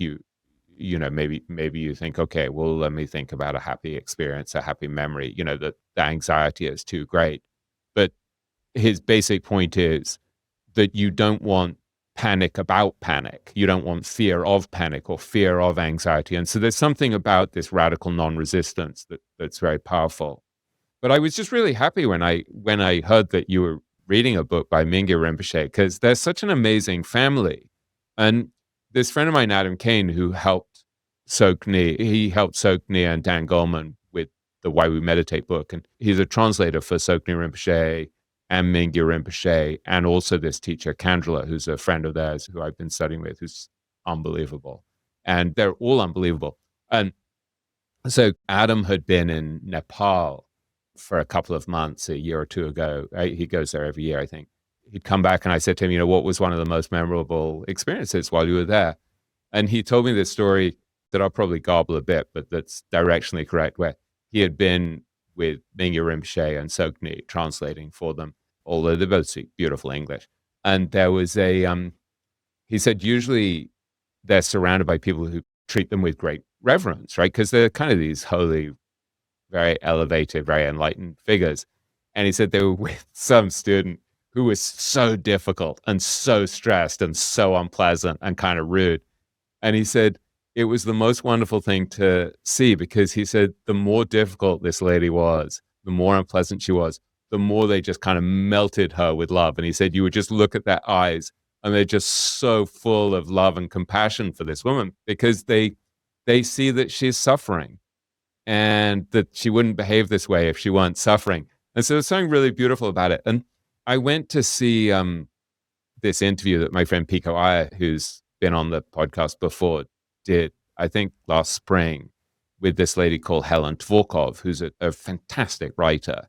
She's in her 80s, and she had written a book called Lotus Girl, which is subtitled something like My Life at the Crossroads of Buddhism in America. And she was the editor of a famous Buddhist magazine called Tricycle.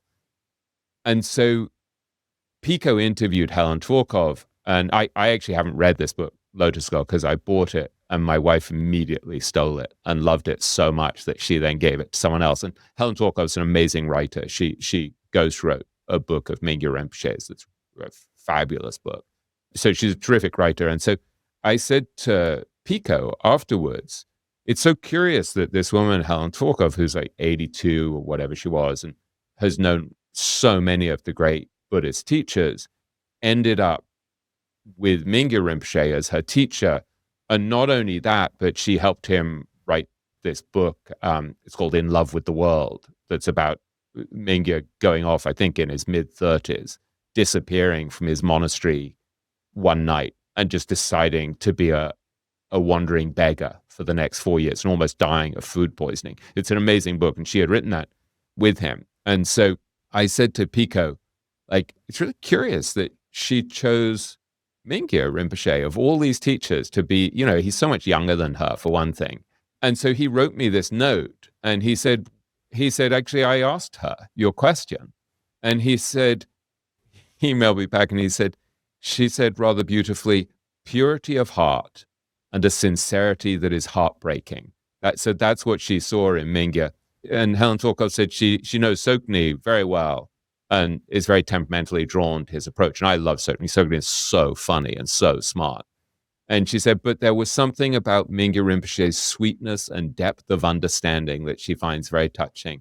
And I think is true. When you see him speak in that video, for example, he has this kind of high-pitched, sweet voice, and there's something so gentle and so lovely and so kind about him.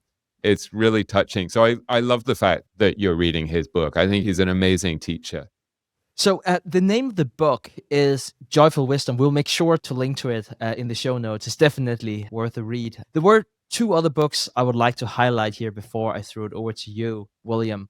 Not really related at all to the first book or to each other. It's more talking about a concept. But the first one is called The New China Playbook by Kiyu Jin. And then the other book is called The 100 Years War on Palestine by Rashid Khalidi.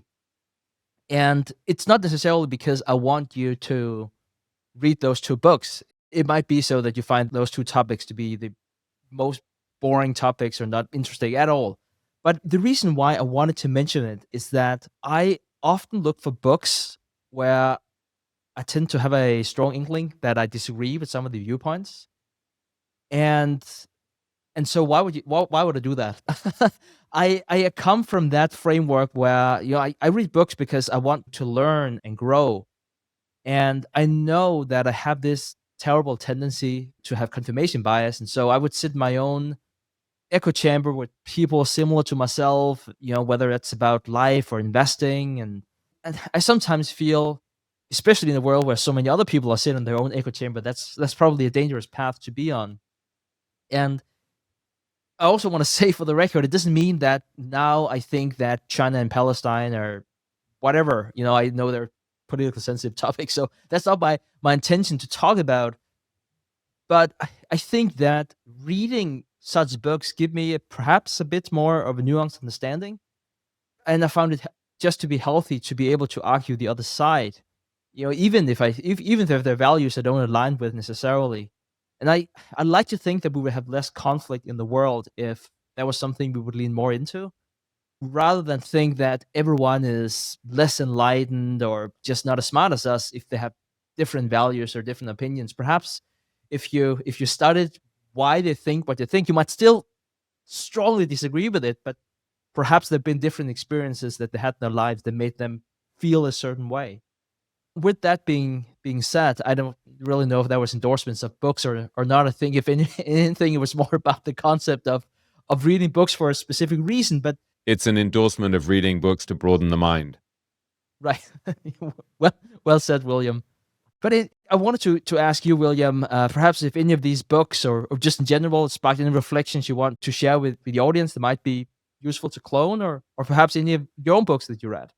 I would definitely go deeper on studying anything from Mingyur Rinpoche's family. As I said before, his book In Love with the World, which is a monk's journey through the bardos of living and dying, is really beautiful. Ghostwritten by Helen Torkov, which has not concealed her role as a ghostwriter. But I remember when I read it thinking, God, this book is good. Like, who the hell ghost wrote this? Like, there's no way it was so unusually good. And I looked it up and I started to kind of, it says on the cover with Helen Torkov. And so I started to kind of research who she was. And then when she came out with her memoir, Lotus Girl, which she read a little from and talked about in this talk with Pico at the Asia Society. It just became clear why it was such a good book. But it's such an amazing story because Mingya, came from such a privileged family. I think never even really had to make tea for himself or carry money or anything like that. And then just leaves one night in the middle of the night to be a kind of holy beggar, a wandering mendicant for years. And so there's something kind of inherently cool about it, and has these near-death experiences. So I think he's really well worth reading. And Sokne's books, amazingly well worth reading. He wrote one called Carefree Dignity and one called Open Heart, Open Mind. I've been reading these really obscure books that are collections of his teachings from the 1990s that were put together by an Australian translator. And I don't think they're even really publicly available, but they're kind of like, that family is just astounding. And their father, Tulku Urgyen Rinpoche, who taught people like Sam Harris and Dan Goleman, was just amazing. And he wrote a book called As It Is that's, as Rav Ashlag would say, this is deeper than deep. They're beautiful books. The books I would mention that I've read recently are actually by Sebastian Junger, Junger, who's best known for writing The Perfect Storm, which I haven't yet read. And he's well known as a war reporter for Vanity Fair. And I kind of randomly, I like reading stuff randomly, basically. And so I was in a local bookstore in Tarrytown here in New York, the town next to the one where I live. And I was waiting for my sushi to be prepared. And so I'm kind of wandering around this bookstore, and they had a copy of my book. So I signed that. So I was very well disposed towards them. And I see this book by Sebastian Junger from 2016 that's called Tribe. The subtitle is On Homecoming and Belonging. And a lot of it is about soldiers coming back from war. And he's obviously spent a great deal of time in Afghanistan and Iraq with soldiers in extremely dangerous situations. And one of the things that he's surprised by is, well, obviously we all know that there's a lot of post-traumatic stress disorder among soldiers, but he said a lot of them really weirdly miss war and they find it incredibly hard to settle back in society because there's something kind of magical about the connections with their fellow soldiers, the sense of meaning, the sense of belonging. And so this becomes an exploration of how in modern society we've lost the power of personal connections with other members of our tribe. And we've become kind of isolated from our wider communities. And this is something that he was writing back in 2016, before the kind of extreme political polarization that we've seen separating decent people on all sides, before we saw the rise of remote work that separated us more from the office, before the rise of every screen and app and AI tool that I think has made us more reliant on our phones and our computers and our iPads and the like. And so one of the things he talks about is that with these gains in affluence and comfort and safety that we've seen in wealthy societies, there's actually been this surprising increase in depression and loneliness and anxiety. And he says, humans don't mind hardship. In fact, they thrive on it. What they mind is not feeling necessary. Modern society has perfected the art of making people not feel necessary. It's time for that to end. And so he tells a couple of really beautiful stories. One of them in the introduction that I told it to my masterclass the other day in the first session that I had with them. And then I told it to my daughter when we were driving to Boston the other day for Thanksgiving. And when I told it to her, I got so choked up that I had to sort of stop. It was kind of embarrassing. And but it's a beautiful story that I'll spare you, but that I want people to go read. But I'll focus actually on a story at the very end of the book, which is really beautiful, which it's in the postscript, and it kind of echoes that first story. And he talks about this anthropologist called Eleanor Leacock, who had spent all this time with Cree Indians in Canada. And so she's on this hunting trip with this one Cree, and he meets these two strangers who'd run out of food and were in real trouble. And he gives them all of his food, all of his flour and his lard, I think it was. And that means he's going to have to cut his hunting trip short. And this anthropologist is asking him, what the hell were you doing? Why did you do that? Now you're not going to be able to go on your trip. And he gets kind of frustrated with her. And then finally says, basically, that if he didn't give him his food, the phrase he uses is, he says, just dead inside. And there's something so beautiful about the story, just this recognition of our interdependence and his sense that if he didn't help these people who were in need, he was just dead inside. And the first story, the one that I'm not going to tell you, great, like, is sort of about the same thing. It's kind of a homeless guy seeing him and taking care of him and saying, I saw you and I wondered if you were okay. And the homeless guy takes care of him as a young man. And so it's sort of about this part of us that I think needs nourishing. And the reason I mentioned it to my masterclass is that I think in some way we have to create containers that enable us to build relationships with each other and to get this depth of interpersonal connection that I think we've somehow lost because of the privilege of our society. And I like sitting quietly on my own in my study and reading. And I like the fact that you and I can do this over a screen from thousands of miles apart. But we need that personal connection. And then this led me to another of Junger's books, which I've been reading over the last few days that I'm not yet finished with, but I'm about 100 pages through, which is called In My Time of Dying, which is a great title. And the subtitle is How I Came Face to Face with the Idea of an Afterlife. And one of the things that's kind of remarkable about this book is Junger is kind of this very pragmatic, tough, war-hardened guy, right, who's seen everything. And he has this experience that almost totally undoes his rational mind in a really interesting way. And so I think he must have been about 56, and he had kids very late. So he got married and has these two young daughters. And one day he has this dream where he's kind of hovering overhead and his wife and his daughters are sobbing beyond reach down below him. And he's aware in this dream that he's died carelessly, which must be very resonant for a guy who's been a war reporter and has put himself in all sorts of danger, and a surfer and the like, kind of a danger junkie in some ways. And in this dream, he can't comfort them. And then 36 hours later, after this very strange dream that's sort of a premonition of his death and leaving his kids and his wife, he has this rupture in his abdomen. And he's, I think, about an hour and a half away from the hospital. And he ends up almost bleeding out and dying. And he talks in great detail about this near-death experience. And his father was an MIT-trained physicist who was brilliant and very rational guy who had been dead for 8 years. And as Sebastian Junger is lying there kind of in and out of consciousness and right on the border of death, he sees his father as kind of some sort of force hovering above the left side of his bed. And he said it seemed like his father was saying, it's okay, there's nothing to be scared of, don't fight it, I'll take care of you. And so this whole experience leads, and some other experiences lead Junger to start looking into all of these near-death experiences that you can't quite explain. So, for example, there's an amazing story I remember him talking about on a podcast as well, I think probably on the Fresh Air podcast, where there's a woman in a coma after a drug overdose. When she comes out of the coma, she knows things that you just couldn't have known. Like, for example, she knew that the doctor had been speaking to her roommate in the waiting room at the emergency room. And she knew that the doctor had some sort of stain on his tie.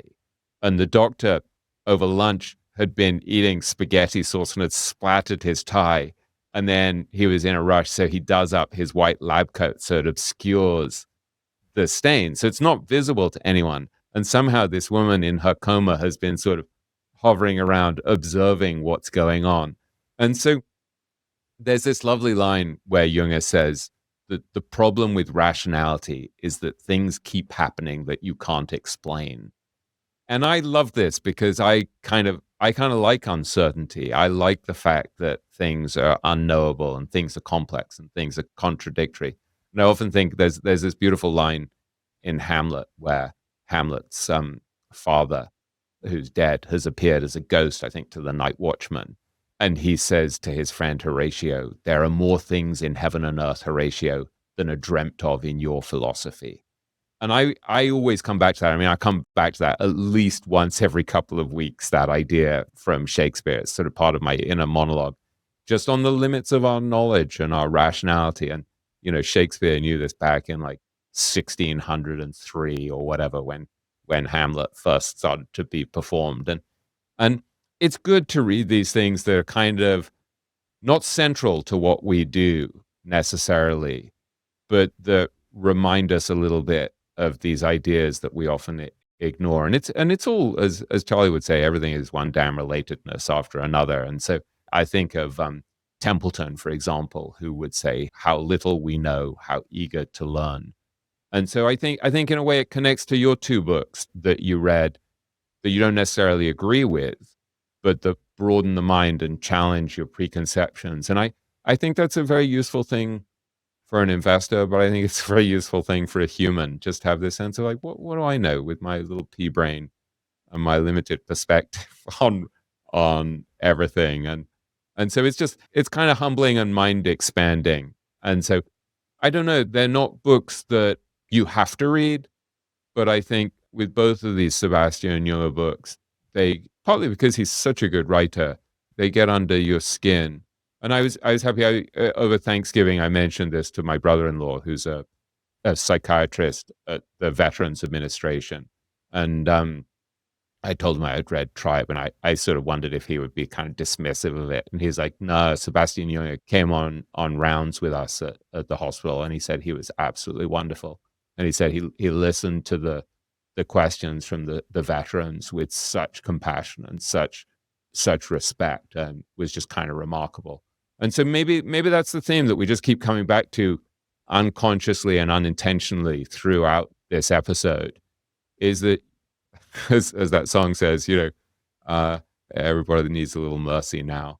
And so that all of these books, all of these investors that we're talking about, the Arnolds and the like, they show you a kind of better way to be a little more open-minded, a little bit more compassionate, a little bit more understanding.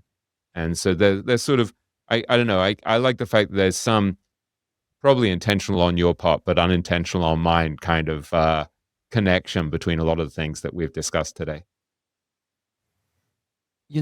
William, I can't think of a better way than to end with, we all need a little bit of mercy. Like, that's so beautiful. Thank you for bringing that into our lives. Thank you. It's been a great pleasure chatting with you. I really enjoyed this conversation, as with all of my conversations with you. But this one, I feel like we touched on some important stuff here. Money can provide an invaluable cushion, a lifeline, a critical defense against uncertainty and misfortune.